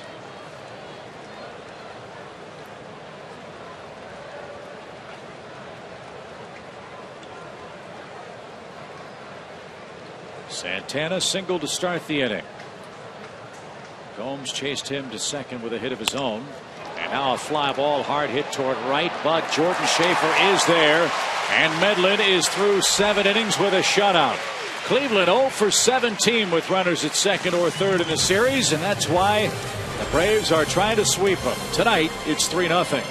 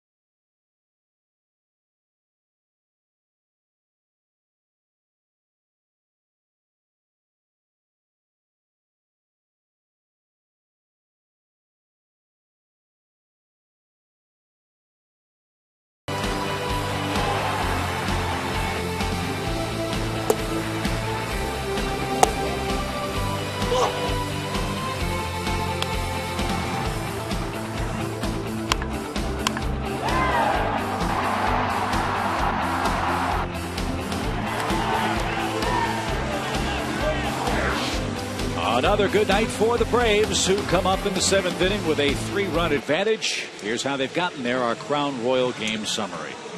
Well, you can't win if the other team, I mean, the Indians can't win if they don't score. And Chris Medlin has done a great job of shutting them out. And Brian McCann with the big blow tonight, a 2-out, 3-run homer. Still waiting word on Justin Upton and his hand after he was struck by a pitch, 92 fastball from Jimenez. The next decision for Freddie is, do you let Medlin continue on with a 3-run lead? He's due 3rd here in the Braves 7th. How many pitches is he throwing? Forgot to look. 96, I think.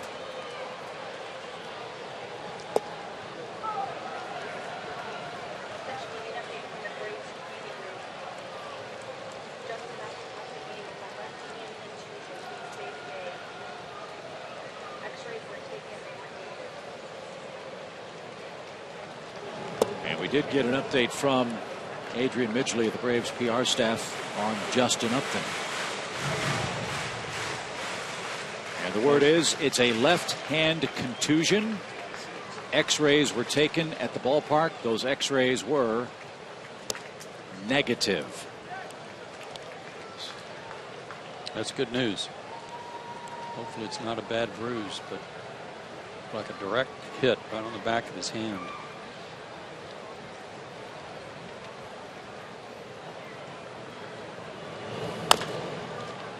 toward third. That's a fair ball. And Aviles makes the throw to first, and Upton's tagged out. Fans are booing Jim Joyce, the third base umpire. He's the man that made the call, I believe. We'll take another look from this angle. It's where it crosses the bag, and he's got the call once it gets to the base. It's not where he catches it.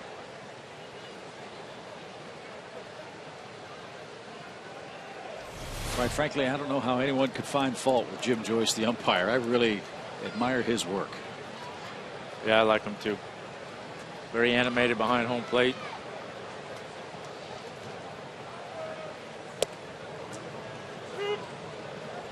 We were discussing Chris Medlin, whether or not he would stay in the game, and he's out on deck, which may or may not mean he's going to stay in the game, but I'd leave him in for this reason. They got a pinch hitter coming off cold off the bench to hit for Jimenez to lead off the inning, and then you got Bourne. And if for no other reason, if Bourne does reach, you got a guy that can hold him close. Something else too, whether he stays in and pitches or not, with Upton hurt and Freeman back in the game, the Braves are down a player on the bench, even though they lead. So Chris might act as his own pinch hitter, if you will. He could hit, and then you could send him out there, see if they bring in a left-handed pinch hitter, and if you want to make a pitching move at that point in time, you can do that. But it goes without saying, this is an ideal pattern that the Braves would love to follow in postseason play. Get 6 out of your starter, and if you can, 7, however long they can go, but 6 or 7, and then boom, you go to that bullpen, which has been so overpowering all year. Well, it's like I've talked about so many times, no fault of the starting pitchers. When you're a manager and you got those toys to play with on the back end of the bullpen, it's hard not to use them. Good cut by Embleton. He fouled it straight back. And I think you'll see it even more so in the postseason, where you get a guy that gets through 6 and he's got a 3-run lead, maybe even a 2-run lead. You might try to extend him a little bit, but I guarantee you most nights with a 1-run lead, they're going to start going to those guys in the back end of the bullpen. Rich Hill worked here last night.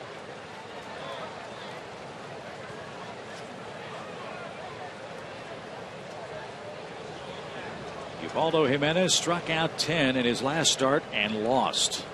First time that happened for a Cleveland starter since 2009. Where they struck out 10 men in a game and didn't win. Might happen to him in back-to-back starts if he can get one more strikeout tonight.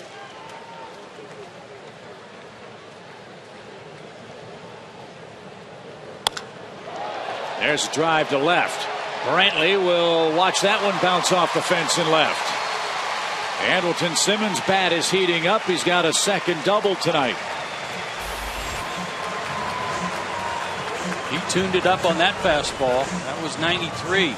The double earlier tonight was on an off-speed pitch, but he jumped all over this one. Quick inside.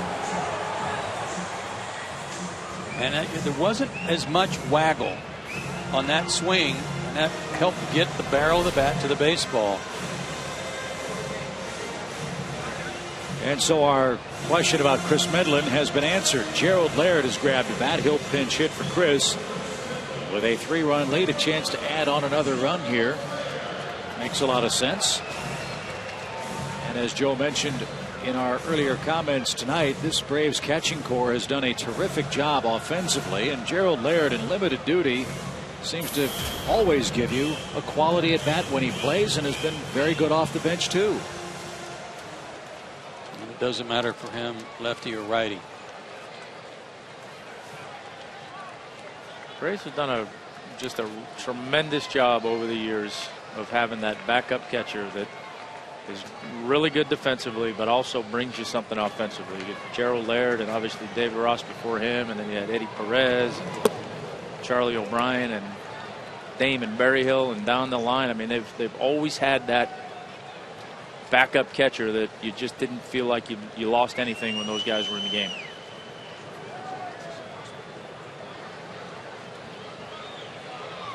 And that's a luxury. 3 catchers. Not many teams do that.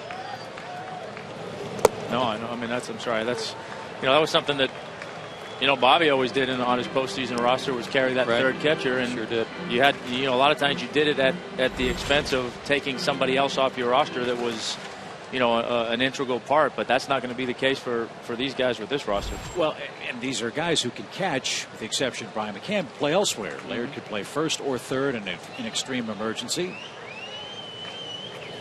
We know Gaddis can catch, play the outfield. He's played some first base too. So they're not just receivers back there. They're guys who can play other spots.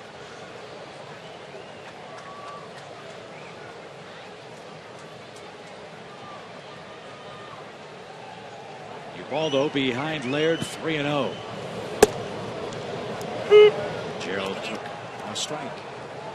Talking about these guys during Braves Live, if you missed it, their major league rank combined the most homers and the most RBIs.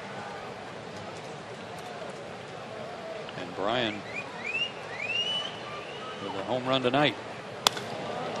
Laird on a 3-1 count, pops one into right center field. Michael Bourne is under it, and he makes the play for the second out. All season long, Braves baseball on Sports South is being presented by Academy Sports and Outdoors. The right stuff, the low price every day. I think tomorrow night isn't that El Oso Blanco night? I believe it is, yes. I heard something about that on the radio this morning. So maybe Evan will get a chance to start against Fernandez. His last start came a week ago. He pinch hit Friday. That's the last time he's been at the plate. Nice night for Chris Medlin. 7 innings of 6 hit shutout ball. And no walks.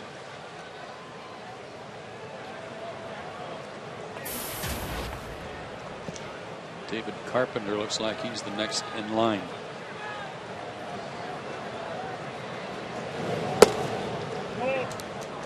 Jordan Schaefer wishes Ubaldo Jimenez was out of the game. He's had his number tonight.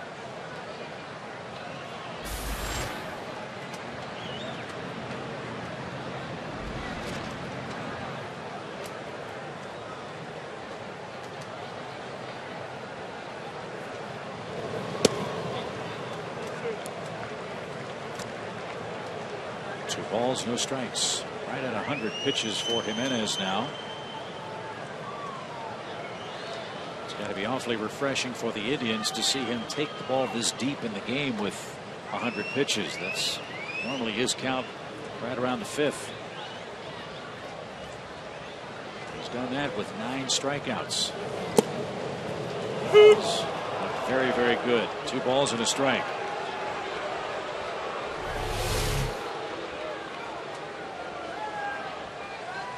Got the borderline call that time.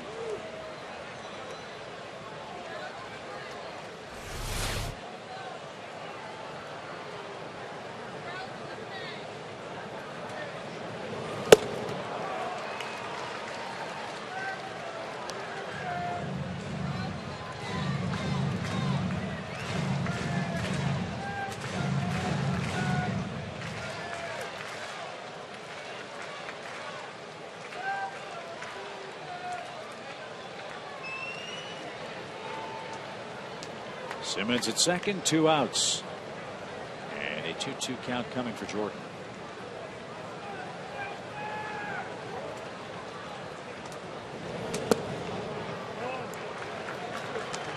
Jimenez with his 9 strikeouts has been very impressive. He's only given up 7 hits.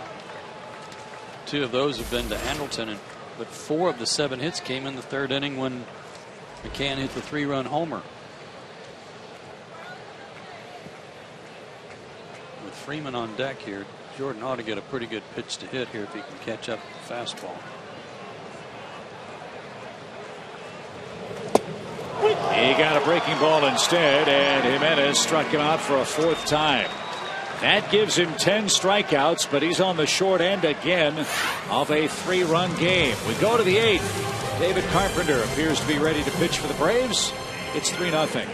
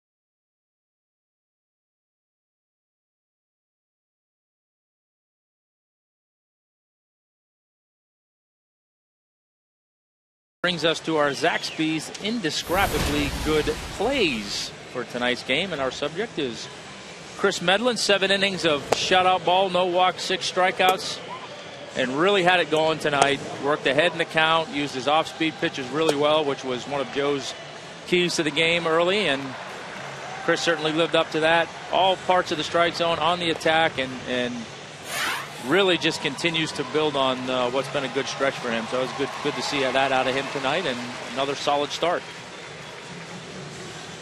Justin Masterson and Ubaldo Jimenez can only think about what could have been had the Indians scored any runs in this series. They have it again tonight. And with the Braves up 3 runs, it's David Carpenter answering the first AT&T call to the bullpen. Carpenter worked here last night. 2/3 of an inning, a hit, strikeout. And had a few days off before that, so he should be in good shape for tonight's outing. Elliot Johnson takes over in left field for Joey Trdoslavich. And Lonnie Chisenhall will start first for Cleveland. And he's a little late, strike 1.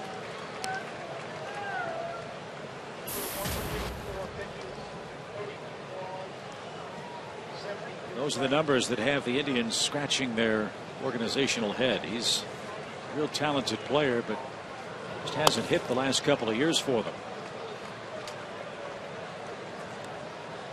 51 strikeouts, 245 at bats.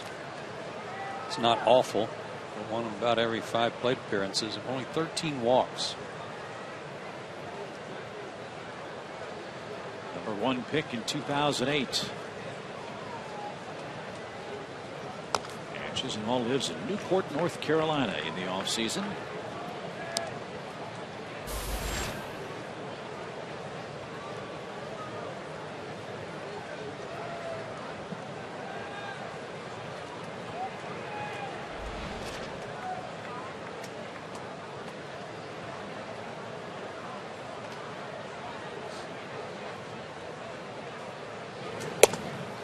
And that's high, 1 ball, 2 strikes.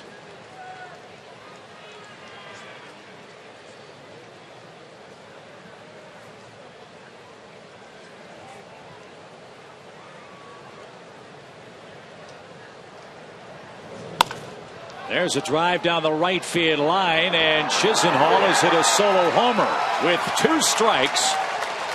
He strikes for the first Indians run. How many 2-strike hits does Cleveland have in this game tonight? It was actually 1 and 2, and he went down and got a pitch down and in.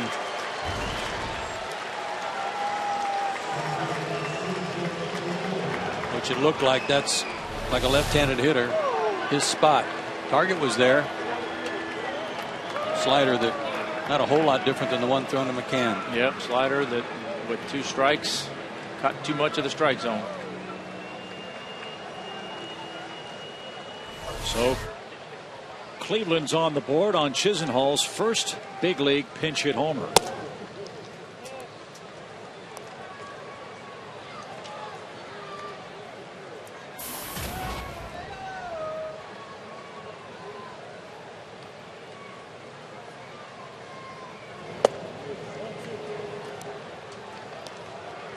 Chisenhall's last home run was August 19th against Jared Weaver of the Angels. So Michael Bourne with a 2-0 count.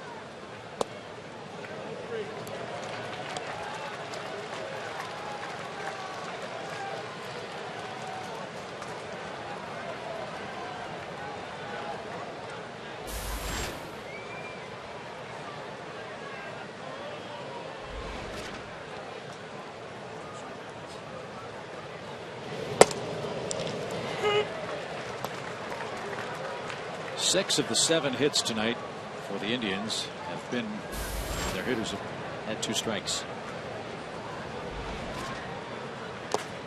Yeah, but there's a big difference, Chip, between 0-2 count and a 1-2 and 2-2 or 3-2 count. If it's coming with 2 strikes and the count's even, that's a lot different. If all of those were 0-2, it would be a big problem. that's not been the case. Fly ball left. Lee Johnson drifts over. He's under it and has it. And Michael's retired. One man down. I'm not suggesting that it's bad pitches. I'm saying Cleveland's done a good job tonight of hitting with 2 strikes. That's pretty impressive work for a club that hasn't swung the bats very well in this series.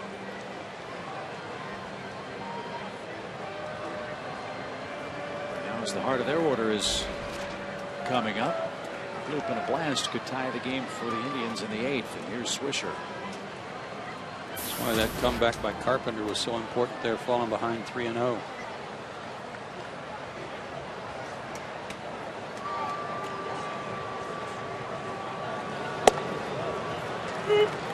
Start for Swisher's at bat. He's down a strike.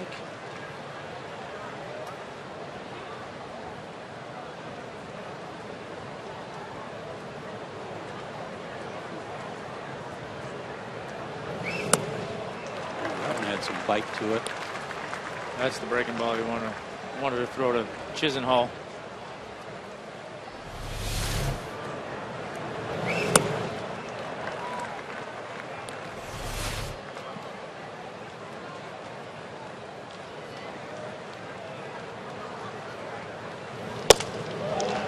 Just missed the corner. At 95 miles an hour. 1 ball, 2 strikes.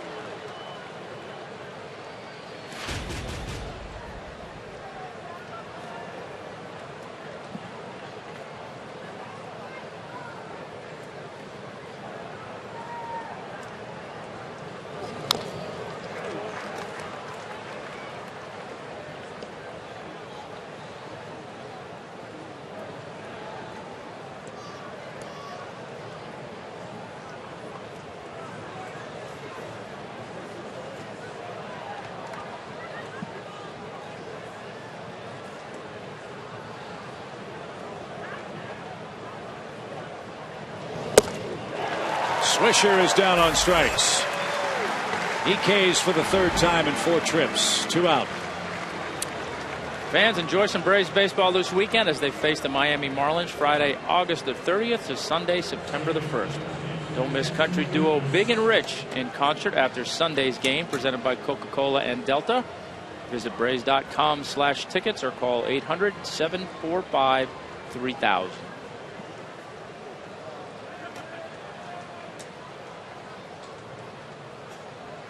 Kipnis with 2 outs.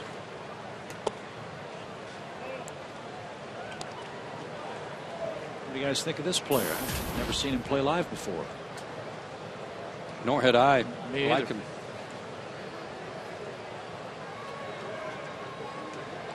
Quick bat. Heard a lot about him. Was anxious to see him play. He hasn't been disappointing, although their offense has been so stifled here by the good Braves pitching that he has stood out in terms of just putting some good swings on the ball.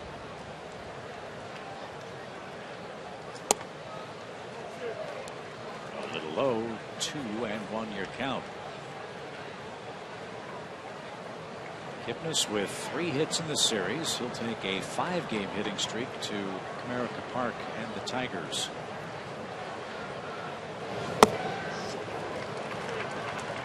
And now ball 3. And it's new baseball.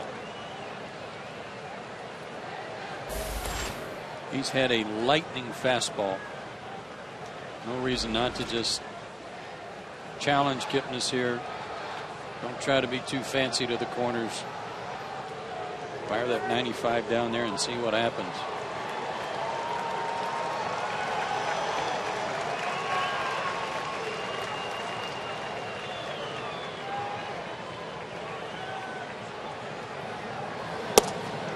That is the first base on balls in this ball game.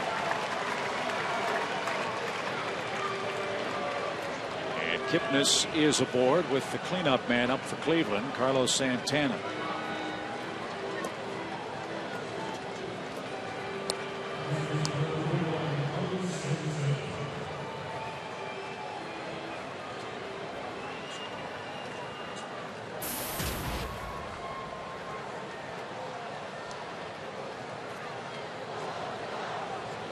Got to watch out for Santana. He's got some thunder. 16 home runs.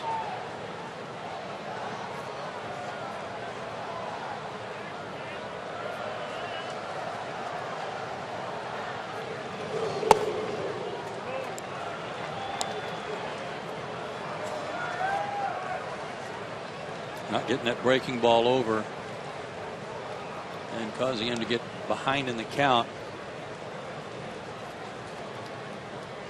I'm with you. I'd rather see him just go to his fastball. Take your chances on fastballs on the outer half of the plate. Make him beat you to the big part of the ballpark instead of that breaking ball. That was supposed to be in, but it worked because it was running away from him. If you're not going to be in this situation 100% sure you're going to get that breaking ball either down out of the zone or at his back foot, what have you, don't even mess around with it, because that's the pitch. If you make a mistake, they're going to run into one and they're going to have a tie ball game. There's the fastball.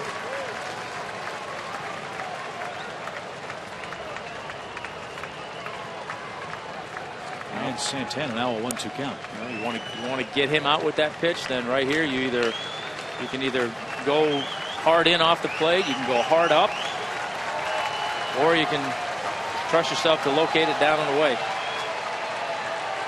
That's what Brian wanted.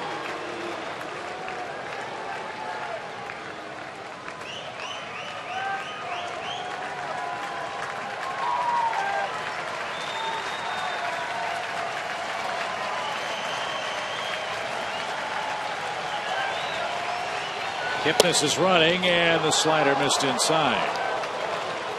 Kipnis takes second, and he stands there with 2 out.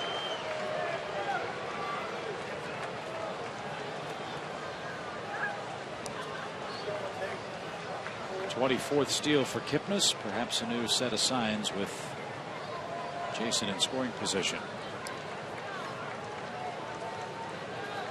There again was a mislocation with the slider. Fortunately, it was down where he didn't offer.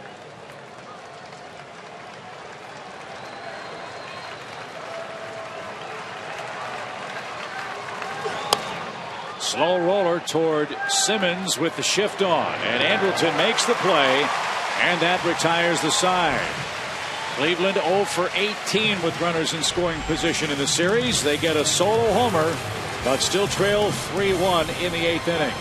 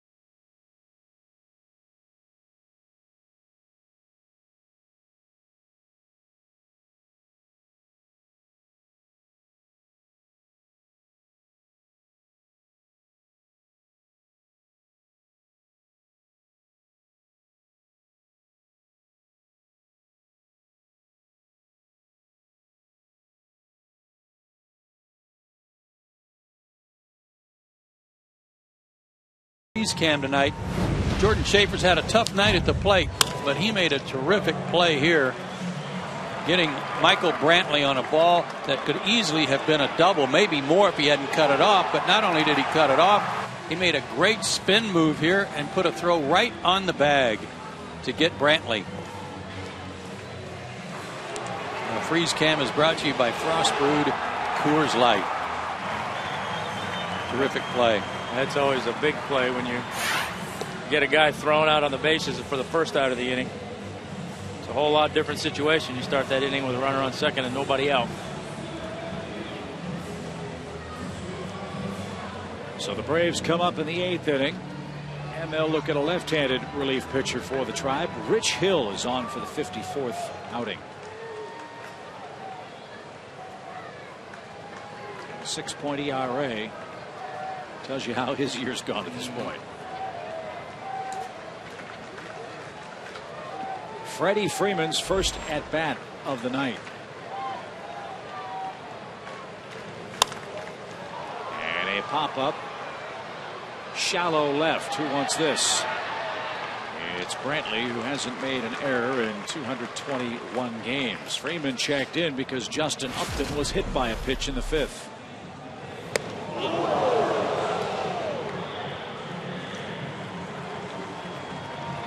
Right on the back of the left hand.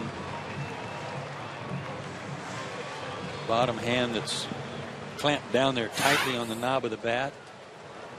But the x-rays were negative, so good news there. Left hand contusion, the official diagnosis. Justin's availability is day to day. Hitting hero tonight, Brian McCann, a 2-out, 3-run homer in the 3rd.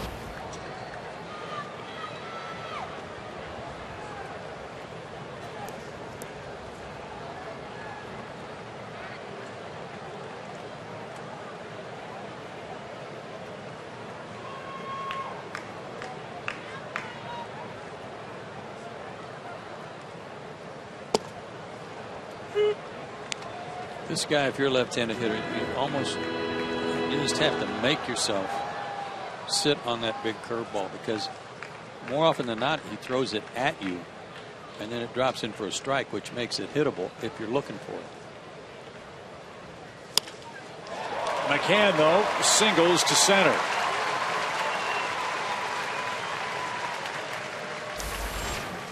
Nice little piece of hitting there.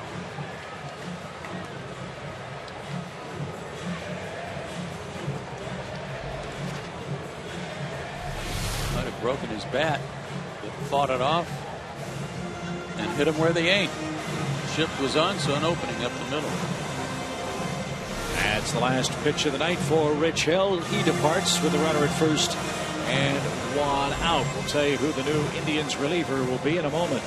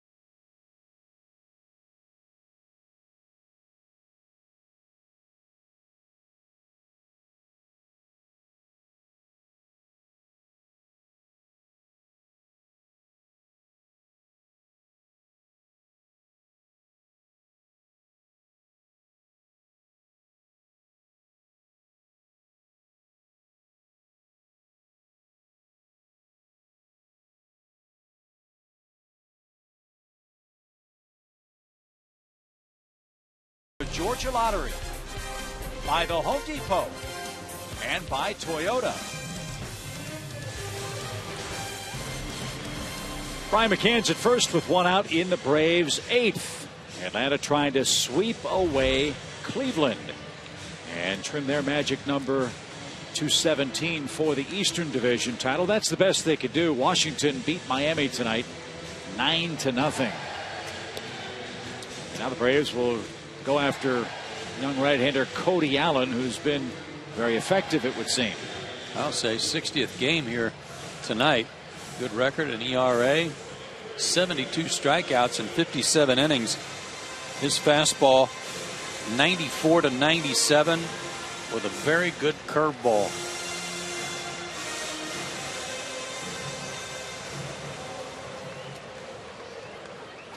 Allen lives in Orlando in the offseason. Of course, that's where the Braves have spring training. And he went to Boone High School. Same high school that former Indians general manager John Hart used to coach. And where former big leaguers Joe Oliver and Ron Karkovice played.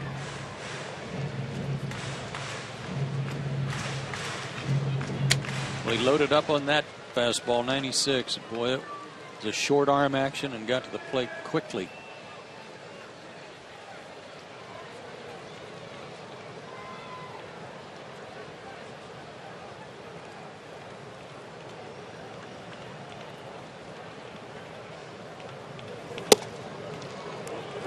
There's the hook. Just looking at Gomes giving the signs, the Indians have learned quickly. Their catchers have. He didn't just put some white out on his fingernails. He's got it striped on his fingers.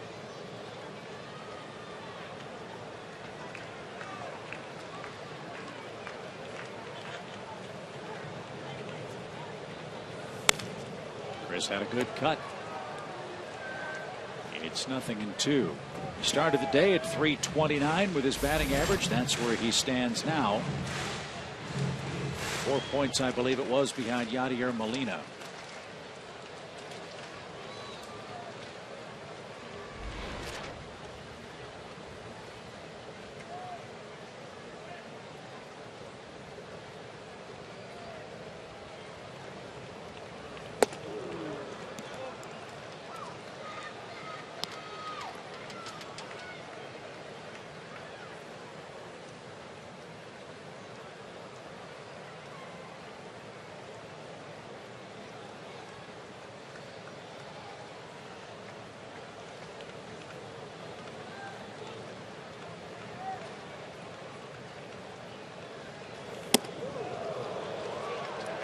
Chin high and inside. 2 balls, 2 strikes.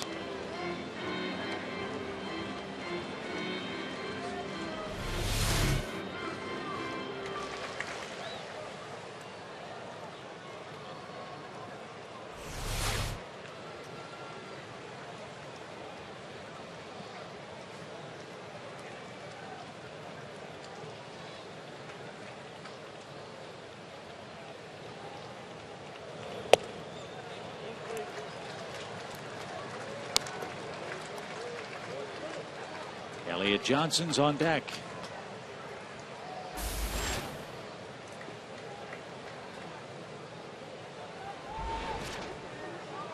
He hasn't really thrown that curve for a strike since the one early in the count. Figured he's going to throw the fastball.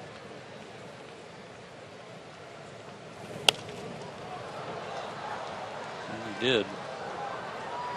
He threw that first breaking ball nice and loose, and like he's tried to throw each one after that harder and better, and hasn't gotten much finish on it.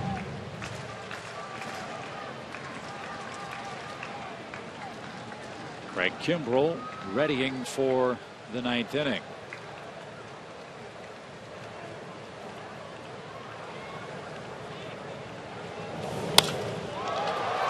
Chris skies that one to center, and Michael Bourne is there, and that's the 2nd out.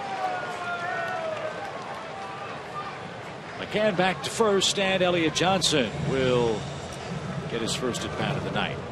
Don't forget, Braves Live's presented by AT&T. It's coming up after our ball game. Hopefully Freddie Gonzalez will be able to crow about a 3-game sweep of the Indians. And Joe, Tom, and I will talk about tonight's ball game and get you set for Game 1 of the Marlins series tomorrow night. And it's a doozy. Tehran and Fernandez start a big baseball weekend.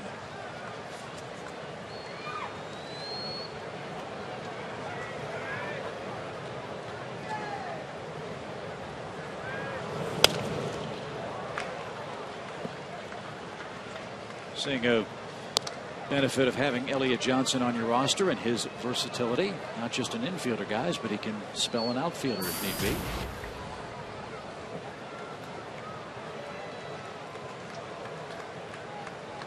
Since putting on a Braves uniform, he's 5 for 19 at the plate.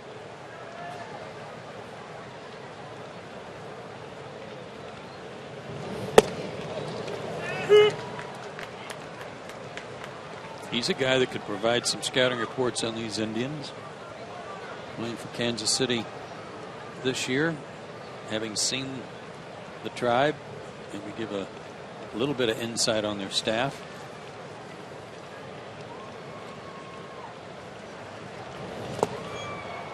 A swing and a miss. That ball in the dirt, and Gomes with the peg to first retires the side. Here we go to the 9th inning. Atlanta leading 3-1. Craig Kimbrell is on his way in.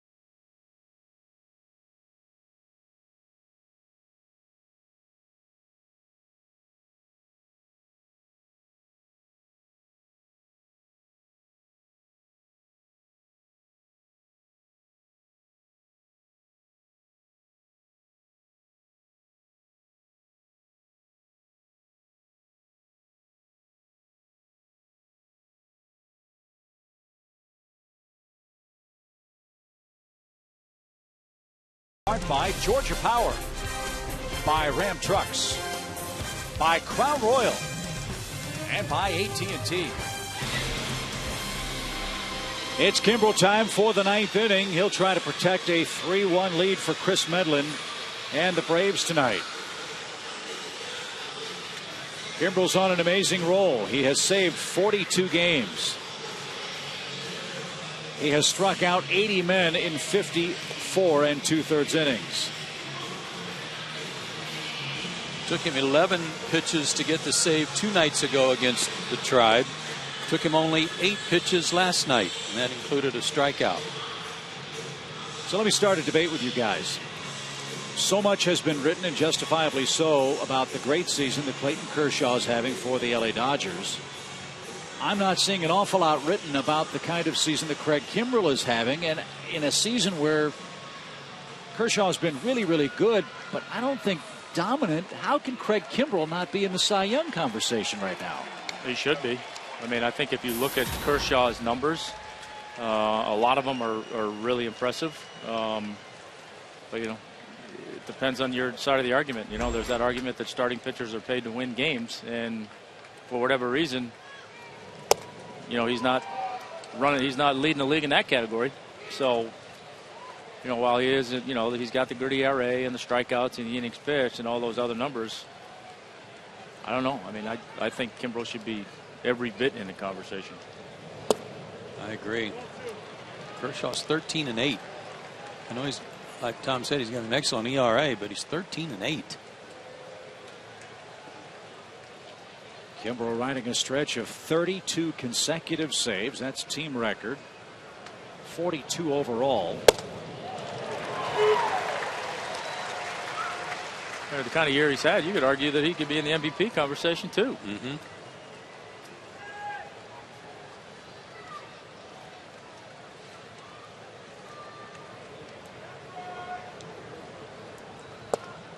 That's a little outside to Brantley.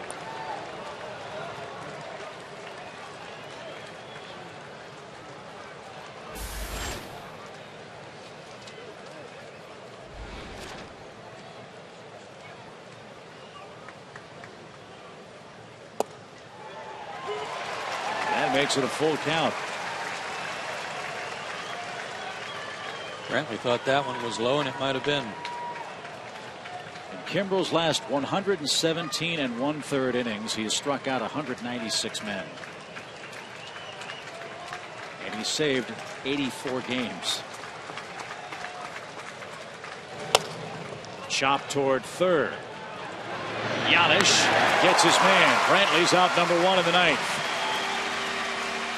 Nice play by Giannis over there, knowing that he didn't have time to really set his feet and then unload a strong throw. He had to kind of play that one like a middle infielder turning a double play.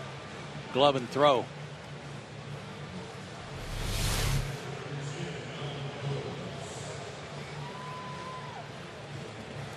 Got his man. So what about if this were Mariano Rivera in New York having this kind of year? Would he be in the Cy Young or MVP conversation? That's pretty sure he would be. Yep. We're in a different era, quite obviously. They're actually commentators, and I'm not saying it's right or wrong, but they're saying, okay, eliminate the wind. Who's more valuable then? A starter who's going to pitch 33 games, or a guy like Craig Kimbrel who can have an impact on 65 or 70 of them and pitch as effectively as he is?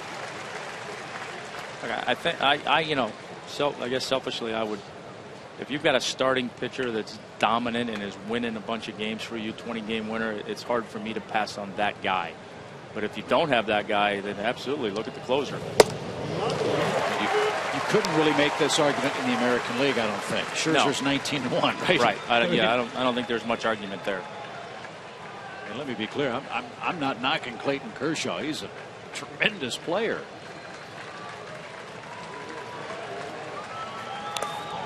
But it's one of those arguments that sometimes in a season where offensively there's not a dominant player, you might see a pitcher sneak in and win the MVP. I mean, Wainwright, Jordan Zimmerman are both in that conversation if Kershaw is. Wainwright especially, including his last outing. But this guy, he's in the group. Giannis. Another terrific sure-handed play. Combs is retired. And the Braves are an out away from sweeping the Indians.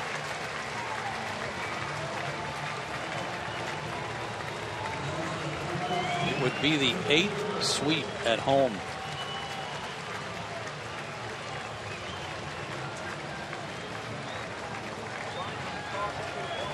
Cleveland has scored 3 runs in 3 games. They have 22 hits in the 3 games.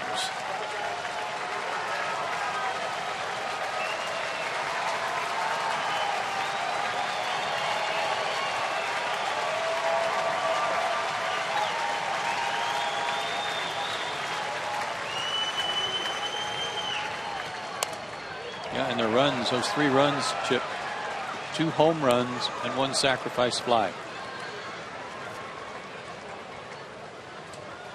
The Indians 0 for 18 in the series with runners in scoring position. In the last month, Atlanta opponents hitting 176 in risk situations. Not counting tonight's work. Now the Braves are a strike away.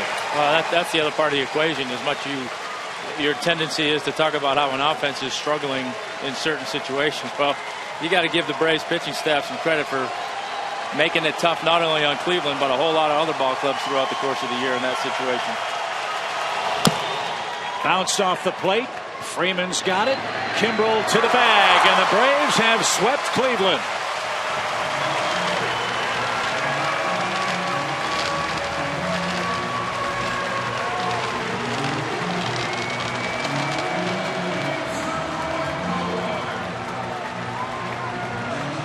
Kimbrel pitched in all 3 of these games with 2 saves and a win. And his save tonight trims the magic number in the East to 17 games with 29 to be played. Chris Medlin is the winner, a new career high, his 11th victory of the year. Ubaldo Jimenez falls to 9-9, and Craig Kimbrel sealed the deal at home again.